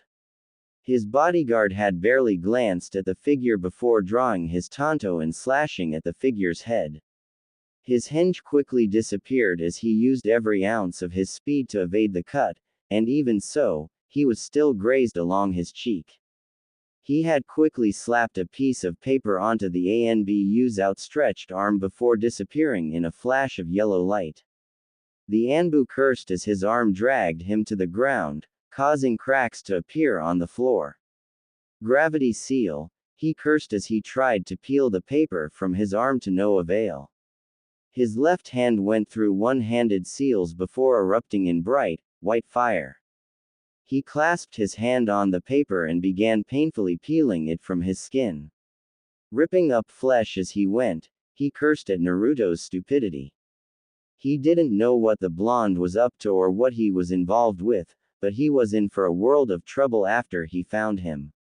Finally removing the seal from his body, he cauterized his wound before turning towards the passed-out Hokage. It would reflect poorly on the esteemed leader if others were to find him in his current state, let alone what caused it. Kitsune sighed as he ran through hand seals to wake the professor up. His eyes darted to the window as he spied a dark form hurrying across rooftops on the other side of the village. His eyes promised a world of pain for whoever was responsible for this mess. End flashback. Naruto wiped his mouth and ignored the feeling of a hole in his stomach as he raced along the treetops. After finding a spot that was a relatively safe distance away from the village, he finally took a moment to catch his breath. He had never moved that fast in his life, and he had never expected Kitsune to actually take a swing at him. The older boy had barely given his Oryokujutsu a second glance.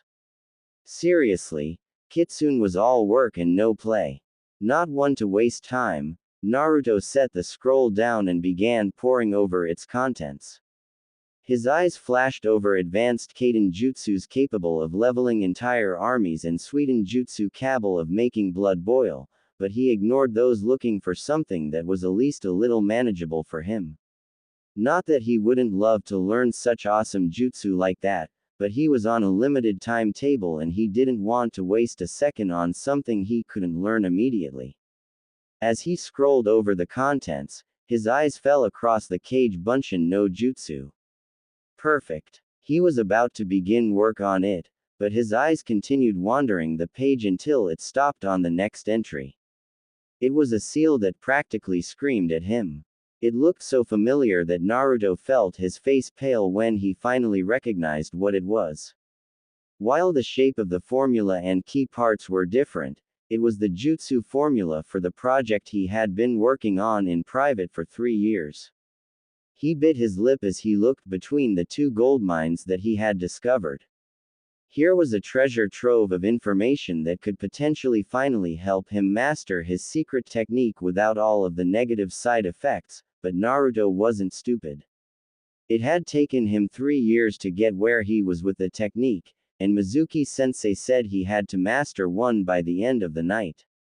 Making up his mind, he pulled out a scroll and ink as he began making a copy seal to record all of the information regarding his project. As he was about to place it on top of the scroll, he faltered.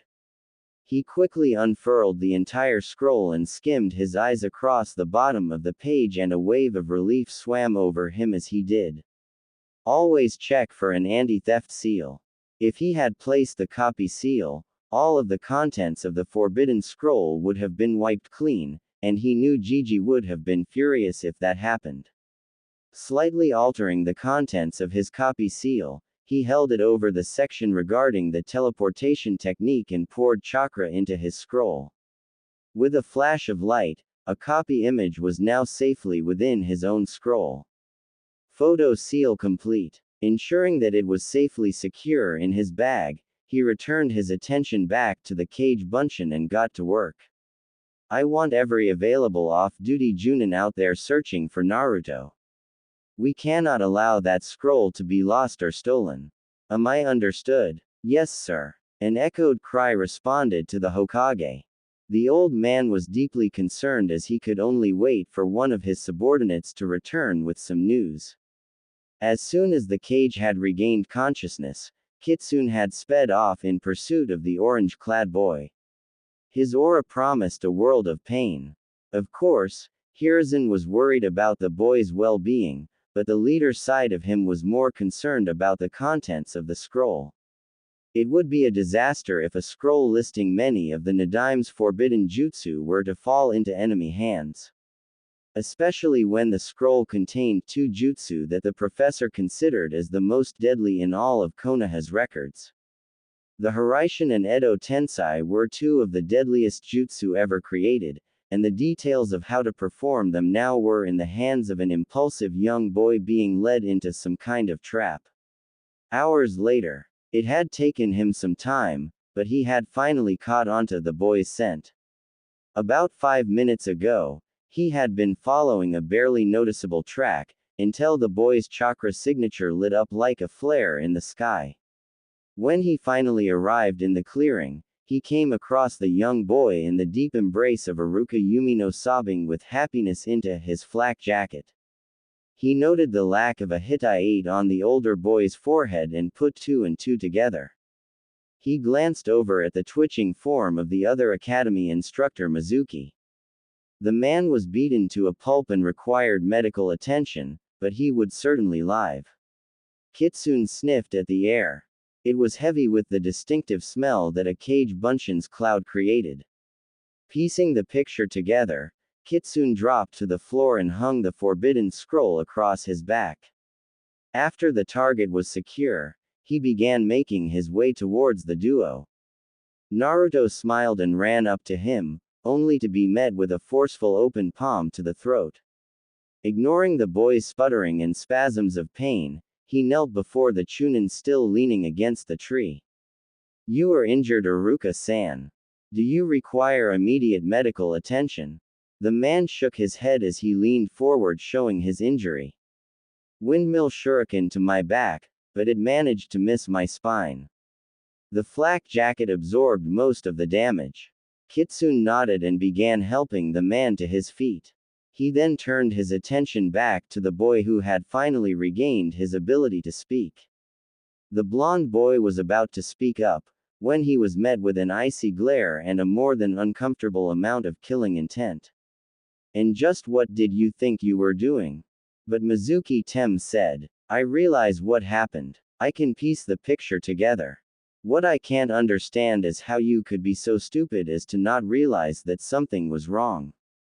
Did you not think that it was somewhat suspicious to steal one of the most heavily guarded scrolls in all of Konoha? Or did you not think something was wrong when I decided to attack you?" The blonde boy took a step back under the heavy scrutiny. "I get that you're mad, but I'm not mad." The older boy cut him off. "I'm disappointed." This shut the boy up as he held his head down in shame. "I'm sorry," he whispered. "Don't be sorry. Be smarter." A few seconds went by, before the blonde felt the familiar touch of the older boy's hand on his head. He looked up and met the older boy's eyes. He noticed that their coldness had faded away. "I expect more from a fellow shinobi of the leaf," he said as he tapped the forehead protector on top of Naruto's head. The boy was shocked as more tears threatened to fall from his face. He held his head high and vigorously nodded. "Good. Now that this mess is cleared up, let us return to the Hokage." He took the scroll off his back and handed it to the young boy. "Are you sure I can trust you with this?" The blonde beamed and secured the scroll to his back as the Anbu agent picked up the beaten form of Mizuki. "Then let's be on our way." Days later, the Sandame sat in his office puffing away at this pipe, glad that the previous day's events had finally blown over. The suspect had been apprehended, the scroll had been returned, and the boy had even learned a highly advanced jutsu for his trouble. Of course he had received a rather scathing lecture once he had returned, but, in the end, he had let Iruka's decision stand. If it hadn't been for Mizuki's meddling, he was sure Naruto would have passed the graduation problem without a problem. This, however, created two problems. The boy finally knew his dark secret, or one of them at least. He had been worried about the boy's reaction to hearing such world-crushing news, but the boy had bounced back as determined as ever. It wasn't every day that you found out why the entire civilian population of the village decided to hate you. His reaction had been a testament of the boy's resolve and of his bond with his teacher. He made sure to remember to give Iruka a slight bump in his paycheck in the upcoming weeks. The other issue regarded the selection of teams for the new batch of genin. With Naruto now added to the mix, he would have to rearrange the team selections. He had originally considered the possibility of throwing Sasuke, Naruto, and Sakura together to form the standard dead last with Rookie and Kunoichi of the year combination, but eventually tossed that idea out the window. While he was very impressed with Sakura's intelligence, he found her actual skill level lacking for one labeled as the Academy's top Kunoichi. After much debate, he decided to shift her over to Team 8 with Kunai Yuhi. The woman would serve as a fine role model for the young girl. She would be sure to knock any whimsical ideas out of the little girl's head and mold her into a fine soldier. With Kunai as her teacher and her impeccable chakra control, he was sure that she had the potential to turn into a truly talented genjutsu specialist. As he looked over the new roster one last time, he could not help but smile as the latest iteration of Team 7 reminded him of the previous incarnation that had served under Jiraiya. Those piercing black and white eyes paired with that signature blonde hair brought back both wonderful and painful memories of the trio, each of whom left a permanent mark on the history of the village. He signed off on his last decision of the night before finally deciding to head to bed. The stack of paperwork for tomorrow would surely be there when he returned. Across the village, Naruto lay on his bed staring up at the headband in his hands. He had done it. He was finally a shinobi. Yet he still felt like he hadn't deserved it, no matter what Iruka reassured him. He didn't care what Mizuki did. Sure, he may have altered his scores, but he had still fallen for his ploy like a desperate child. Yet the Sandaime had still approved Iruka's decision and let him be a shinobi, even after falling for such an obvious and stupid trap. He was going to make it up to the old man for all of the trouble, and not just by being the best damn shinobi he could. Maybe he could do something to lighten up his work schedule. Just another thing to add to the back burner. Speaking of his projects, he double-checked to ensure that his security seals were in place before he ducked his head under his bed. He rummaged inside his bag and pulled out the scroll he had been careful to hide from the Hokage. Gigi already knew he could perform the other techniques, so he wouldn't mind if he made a copy of the other one right. Even though guilt racked through his body, Naruto opened up the scroll to the jutsu that he finally had a name to, the Hiraishin no Jutsu. Whoever named the thing certainly had an air for the theatric. Flying Thunder God Jutsu indeed. All in all, he was extremely lucky that the jutsu did not require hand signs, or else he may have never figured it out. It would have been impossible to solve problem with only half the information. The more he had looked between the seal from the scroll and the seal on the kunai, the more he could tell that they had been developed by two different people. The bulk of the schematics were the same, but there were several minor improvements in the version from the kunai. Theatrical or not, whoever redesigned the seal was a genius. The overall shape of the seal had been completely overhauled and shaped to fit inside the kanji of endurance, love, and sword. Why it was designed that way, he hadn't the faintest idea, but he was ready to find out.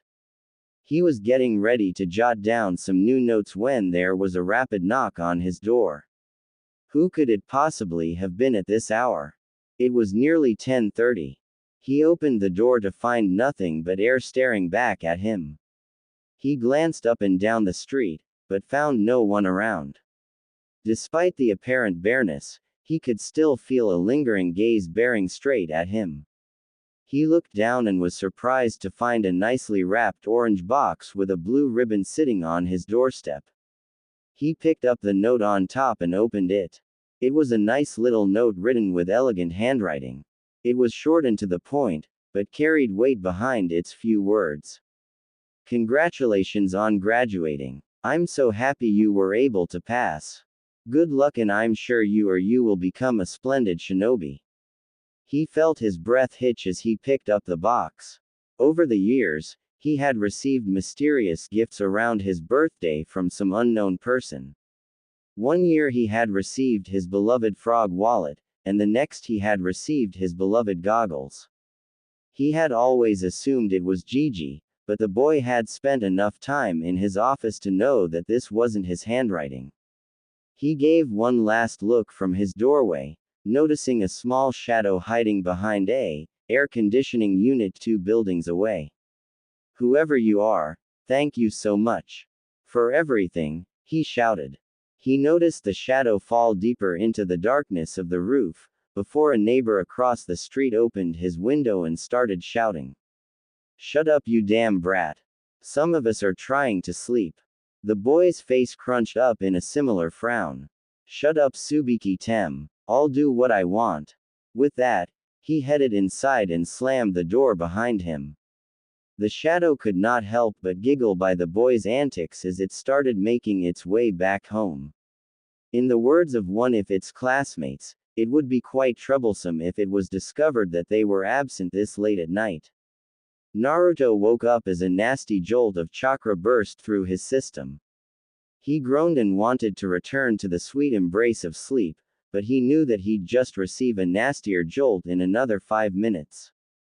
Deciding it was time to get up, he lifted up his shirt and peeled the seal off of his chest. Another useful trick he had learned from his books. Shinobi had long ago realized it was much more cost-effective to design a new seal than keep wasting money on alarm clocks. Their instincts were so jumpy that they kept driving Kunai into their alarm clocks as they went off. Anime and manga. He pulled himself out of bed and groggily meandered over to kitchen. He reached into his cabinet and started heating up a pot of water, before heading off towards the bathroom. As he let the shower warm up, he stared at his shirtless form in the mirror. After a minute of silence, he began focusing chakra and stared at the dark insignia that appeared over his stomach. So this was it. This was the source of every bad thing that had ever happened in his life. The source of all his pain, all his anguish, all his loneliness. Even as these bitter thoughts raced through his mind, his analytical side couldn't help but be amazed by the Yondaime's work. The fourth really had been a genius. This wasn't just an efficient seal, this was art. Naruto could only recognize the double elephant seal, but he had no idea what the others meant. This was the step beyond the advanced class. A point that he only dreamed of reaching. He had initially held some resentment for the Yondaime's actions, but he found that he couldn't stay mad at his idol.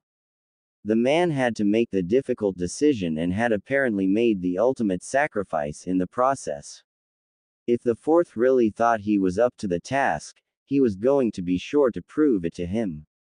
Besides, if those close to him saw him for who he truly was, what else really mattered? Newly invigorated, he tentatively entered the hot shower as a new train of thought re-entered his mind. It had been nagging at him all night. Who could have possibly delivered that thoughtful gift? He had already ruled out Nei-chan. It wasn't her style. She preferred to be loud, upfront, and commanded your attention. Certainly wasn't Kitsune. While quiet, he would be frank and deliver anything in person, not hiding away in the dark. Besides, he had told him he would not give him another gift until he had mastered the previous gift from his last birthday. No one else came to mind as he dried himself off and headed towards his closet. He opened it and a sea of white and orange stared back at him. He had tried to shake things up with this awesome orange jumpsuit he had found a few months ago, but Kitsune had given it one look before slicing it in half, warning him to never wear it again. So he had stuck with his orange hoodies, until today that is. He reached into the back of the closet and pulled out the gift he had received from the previous night. As he stared at himself in the mirror, he felt something was missing. He snapped his fingers and raced over to his nightstand.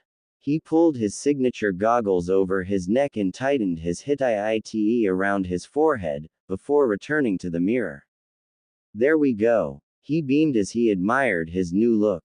Whoever had picked it out for him certainly had style. His eyes gazed over the clock and he was pleased to note he still had plenty of time.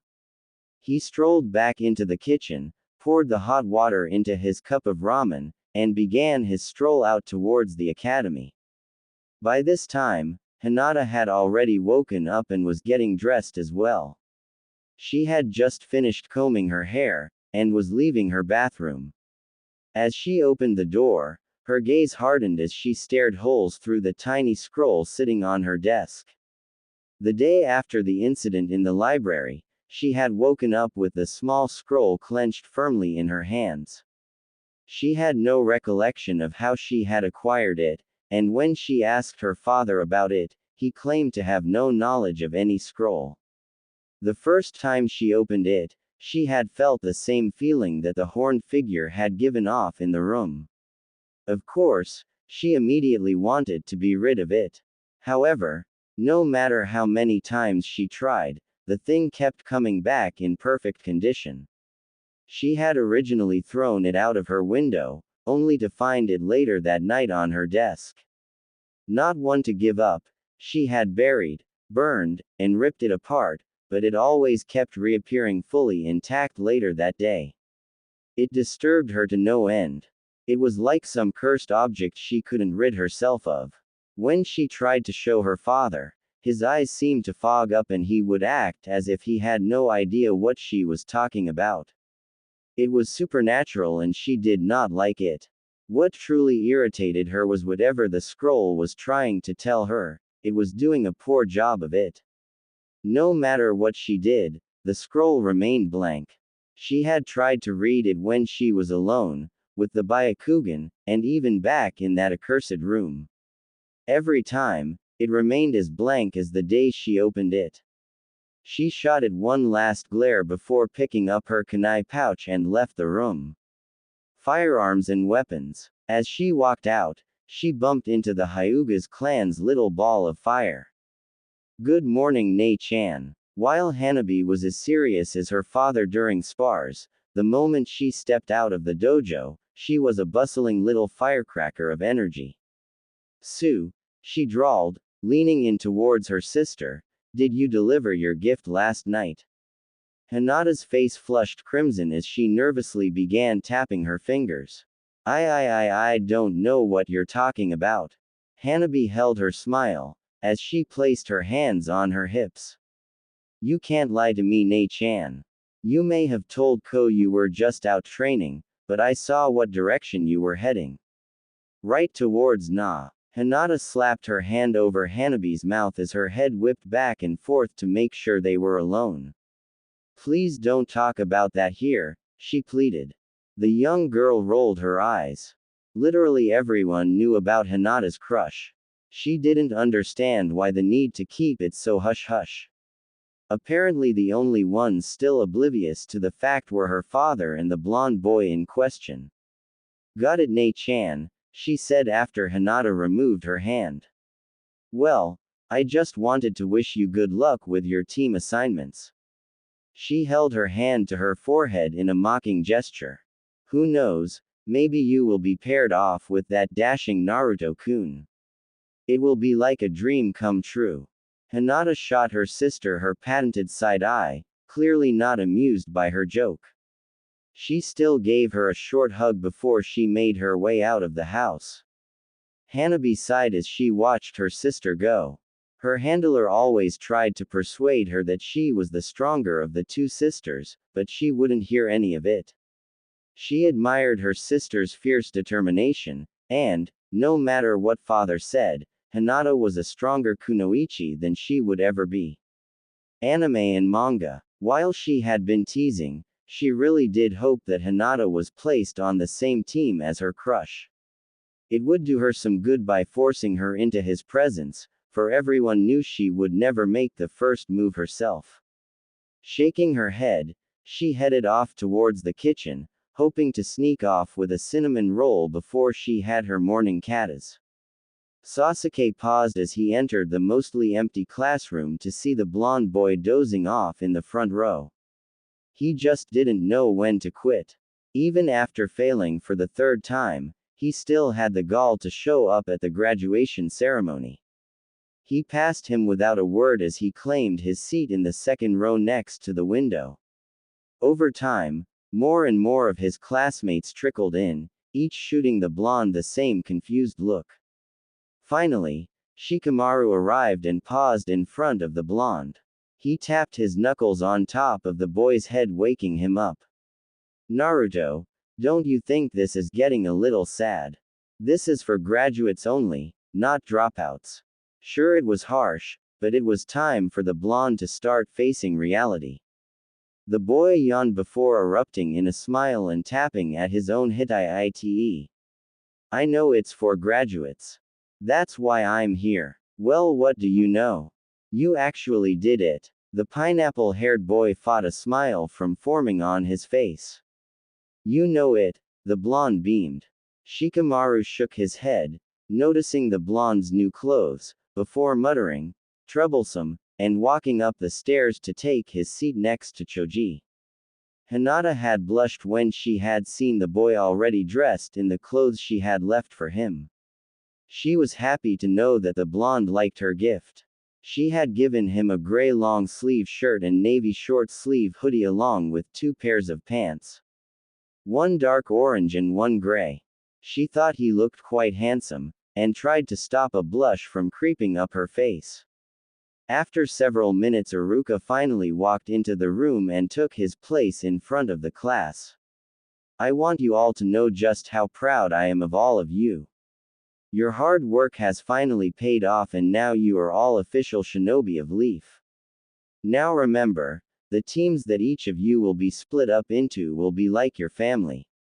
More than likely, you will be working with these people for the rest of your life. However, the life of a ninja is never a certain one. Make sure to treasure every moment with your teammates, since you never know when they might be gone. He paused, as he made sure everyone let the message sink in. Sorry to end on that sour note, you guys, but now let's move on to what you're all waiting for. Your team assignments. Everyone sat up as Iruka began rattling off the names. An eerie quietness settled over the room, only broken by the whispers of the groups whose names had been called. That was until Team 7. Naruto Uzumaki. Naruto lifted his head at the sound of his name. Hinata Hyuga. A sharp intake of breath was heard from the back of the class. And Sasuke Uchiha. In a flash, all of the girls in the room let out a loud groan as none of them were placed with their precious Sasuke-kun. They all shot glares at Hinata, who eeped and tried to bury herself in her jacket. Now Team 8. Sakura Haruno. She came out of her funk and paid him her direct attention. Kiba Inuzuka. The boy chuckled as the pink-haired girl let out a sigh. And Shino Aburame. The said boy merely adjusted his glasses. The pink-haired girl looked dejected and uncomfortable with her new teammates. Take that forehead, girl, Ino thought triumphantly, before a wave of realization rolled over her. Wait, but that means anime and manga. Iruka cleared his throat before he continued. Team 10 will be as follows: Ino Yamanaka, Shikamaru Nara, and Choji Akamichi. It was Ino's turn to look crestfallen as Sakura shot her a triumphant look, seeming much more pleased with her own teammates. These are all of the team assignments. All I can offer you now is the best of luck. I'm sure you will all make me proud, so good luck in your career as a shinobi. He's late, the blonde whined as the second hour passed by. He tapped his foot vigorously and every once in a while stuck his head out into the hallway hoping for a glimpse of their sensei. Hinata and Sasuke sat at their desks and offered their silent agreements with the boys' complaints. At first Hinata had felt that she was on cloud 9. It had actually happened. She had another chance to make it up to him for the other day. Guilt still racked her mind, as she had once again been too scared and nervous to approach the boy in a time of need. She didn't know the full details how the blonde had finally been allowed to graduate, but she was now determined to make it up to him.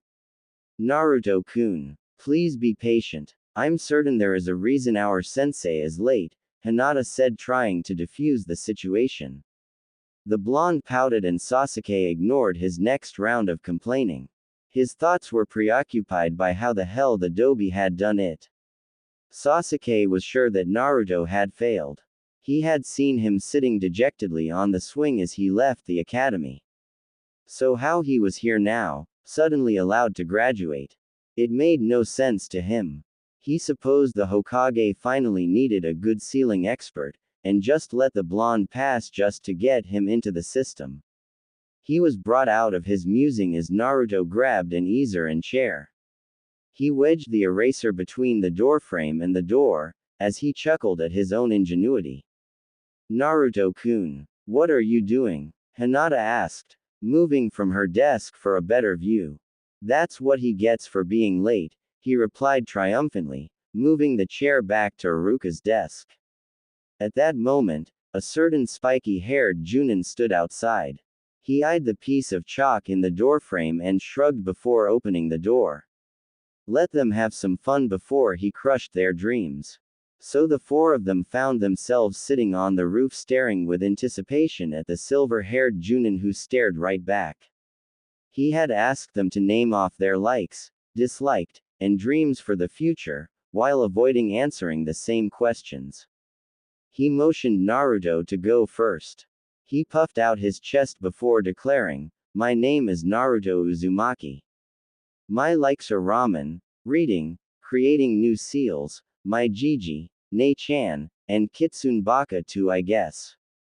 My dislikes are people who put down others and tardy teachers," eyeing Kakashi who simply shot him one of his eye smiles. "My dreams are to one day become Konoha's next seal master and the greatest Hokage of all time." Datbeo. Kakashi only nodded as he turned his attention to the Hyuga heiress. Gomen. My name is Hinata Hyuga.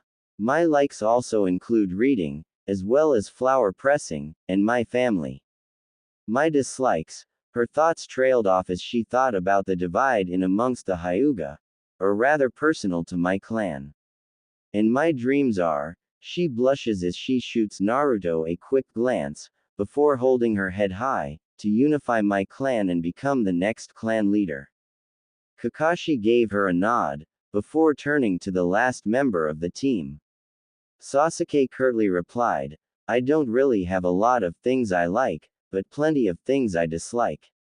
I don't really have a dream, but rather a goal. I am going to restore my clan, and kill a certain man." Naruto and Hinata felt uncomfortable as the atmosphere had taken a much more somber tone. Kakashi seized the opportunity to explain to them the survival exercise they'd be having. No matter how many genin teams he had failed over the years, he never got over the hilarity of their shocked expressions. The next day, Kakashi felt as if he was looking into a mirror of the past as he watched his latest team interact. Like he himself had done, Sasuke was leaning against the bridge, ignoring all attempts at communication from the other two. Hinata was quiet and calm, just as Rin had been, and acted as the mediator between the two boys, although it was painfully obvious that she favored the blonde. Naruto was talking a mile a minute, while Hinata tried her best not to faint from the boys' close proximity. It was like seeing two people in one, as Naruto painfully reminded him of both his late sensei and Uchiha teammate. He even had goggles just as Obito had. Kakashi sighed. He'd probably have to pass this team too. The backlash from the civilian council and Hyuga clan would be a pain in if he were to fail the Uchiha and Hyuga heirs. He also felt that he had an obligation to his sensei to ensure that his son received proper training. However, he had his own code, and he was going to stick to it. If these students weren't able to determine the true meaning of the test, he would fail all of them. Perhaps he would take Naruto under his wing, but he would probably have to fight Kitsune over him. But he was getting ahead of himself. He reached into his back pocket and pulled out his trademark orange book and leaned back against the tree he was hiding in. Wouldn't want to make them think that he could actually arrive on time. The breeze whipped through the training grounds, causing Naruto to stop and sniff at the air. He scowled as he started scanning the tree line.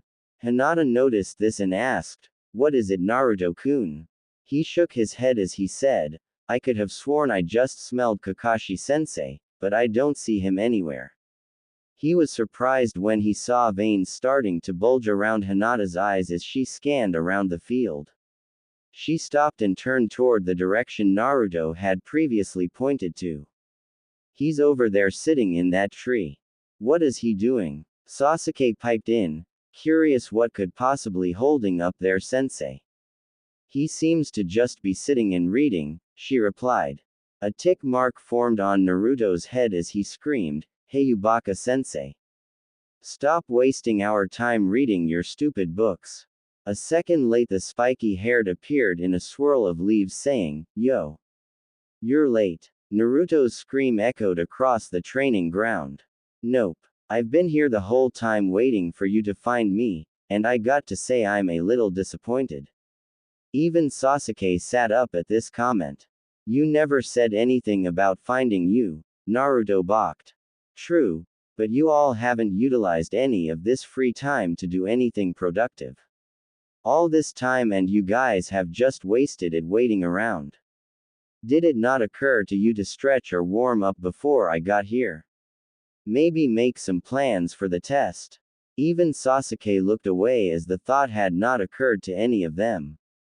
Kakashi sighed as he motioned for them to follow. As he reached a set of training posts, he reached into his bag and pulled out an alarm clock. It was time for the bell test to commence. A shinobi must be able to conceal their movements and hide efficiently. This lesson was engraved into every student in the academy. That class was covered more thoroughly than any of the other practical classes, such as throwing kunai and shuriken. The class had a midterm assignment of sneaking from one side of Konoha to the other without being spotted by the planted shinobi hiding among the civilians. Many students were eventually caught due to being careless or reckless. But not Sasuke and Hinata.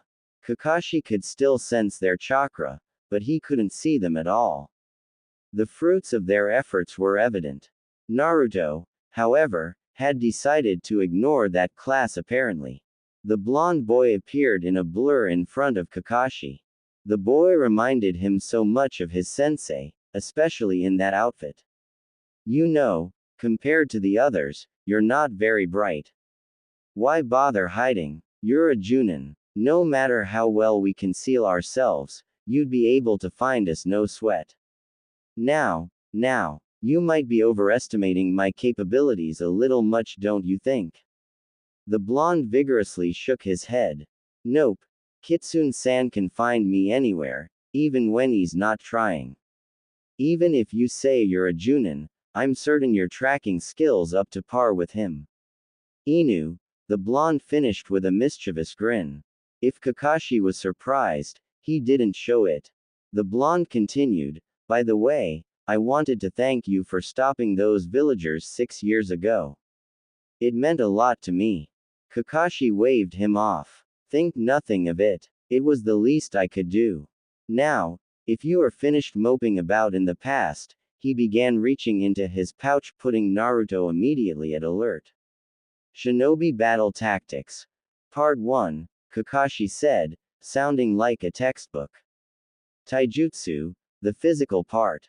Taijutsu. Then why is he reaching for his pouch? Naruto wondered as he prepared to snatch a kunai to defend himself. He was caught off-foot as his sensei pulled out a familiar orange book. "What are you?" Naruto asked confused. You can start whenever you feel like it, the Junin said as he flipped a page. Why? Why are you reading that perverted book? Why? The silver-haired man asked. To find out what happens in the story obviously. Don't worry, I'm sure your weak attacks won't be enough to actually harm me. Steam blowing out of his ears, the blonde rushed at the older man, throwing out a punch with as much strength as he could muster. He was bothered when the man caught it without even looking. The boy landed and threw a quick kick, which was just as easily blocked. The boy began a flurry of kicks and punches, all of which were effortlessly stopped by the older man. He's fast, Kakashi noted to himself, but extremely sloppy. He had heard negative things from the academy, but this was ridiculous. It was like the boy was incorporating different moves from a multitude of styles that meshed together in an unholy mess. Anime and manga. He delivered a powerful kick to the blonde boy's gut, which sent him skidding back several feet. The boy rose to his feet and angrily formed his hands together in the tiger seal, and 10 shadow clones puffed into existence beside him. Many dipped into their pouches drawing kunai and charged as one. Kakashi barely moved an inch as he dismantled every clone that attempted to get near him. As he blocked one kick, he noted the original standing in the back watching the events unfold. So the loud brat actually knew how to use his head. He brought his thoughts to a close as he dismembered the last of the clones. He closed his book and the two seemed to just stare at each other. After a minute, the blonde brought his hands in another seal, summoning more clones. Kakashi was a little disappointed. He had been told that the blonde was quite imaginative. You can't just beat me with clones. At this rate, you'll never get a bell. The blonde chose to ignore the man's taunt and reached into his bag. Quickly, he threw down a smoke grenade, engulfing the area in purple smoke. Kakashi stayed put as he heard the clones beginning to surround him. He was about to reach for some shuriken to dispel them, when a pair of hands shot out of the ground and clasped onto his feet. Immediately, the clones charged as one. Using his superior strength, Kakashi wrenched himself free of the hand underground and jumped into the air, hearing the satisfying pops of the clones after he let loose his barrage of shuriken. As he soared out of the cloud of gas, he saw the original Naruto going through several hand seals. Even without his Sharingan, he recognized that jutsu and actually began to worry. What was Kitsune doing teaching that jutsu to an academy student? Naruto brought a hand to his lips as he exclaimed, Kaden, Fox Hellfire. A stream of spiking, yellow fire streaked from mouth. It surged forward and engulfed Kakashi's body, setting him ablaze instantly. Cutting off the jutsu, Naruto found a burning log in the place of his sensei. Kuso. Kakashi watched the boy from the treeline as he desperately tried to find his teacher. At least Kitsune had been smart enough to make sure the blonde mastered the jutsu in parts. It may function as a simple Kaden jutsu in its base form, but its second or third level were no laughing matter. As the boy let out another curse, Kakashi smiled under his mask. So the prankster has a temper problem. This thought brought a smirk to his face as an idea popped into his head. He quickly set up a double-layered snare trap using a bell as the bait. The sunlight reflected off the bell caused the boy to stop. He immediately lit up and ran towards the bell only to stop a foot away. Kakashi frowned as the boy hesitated. Then he placed his foot a few inches away from its previous path and scooped up the bell. Nice try, sensei, but you have to wake up real early to trick the number one prankster in Konoha.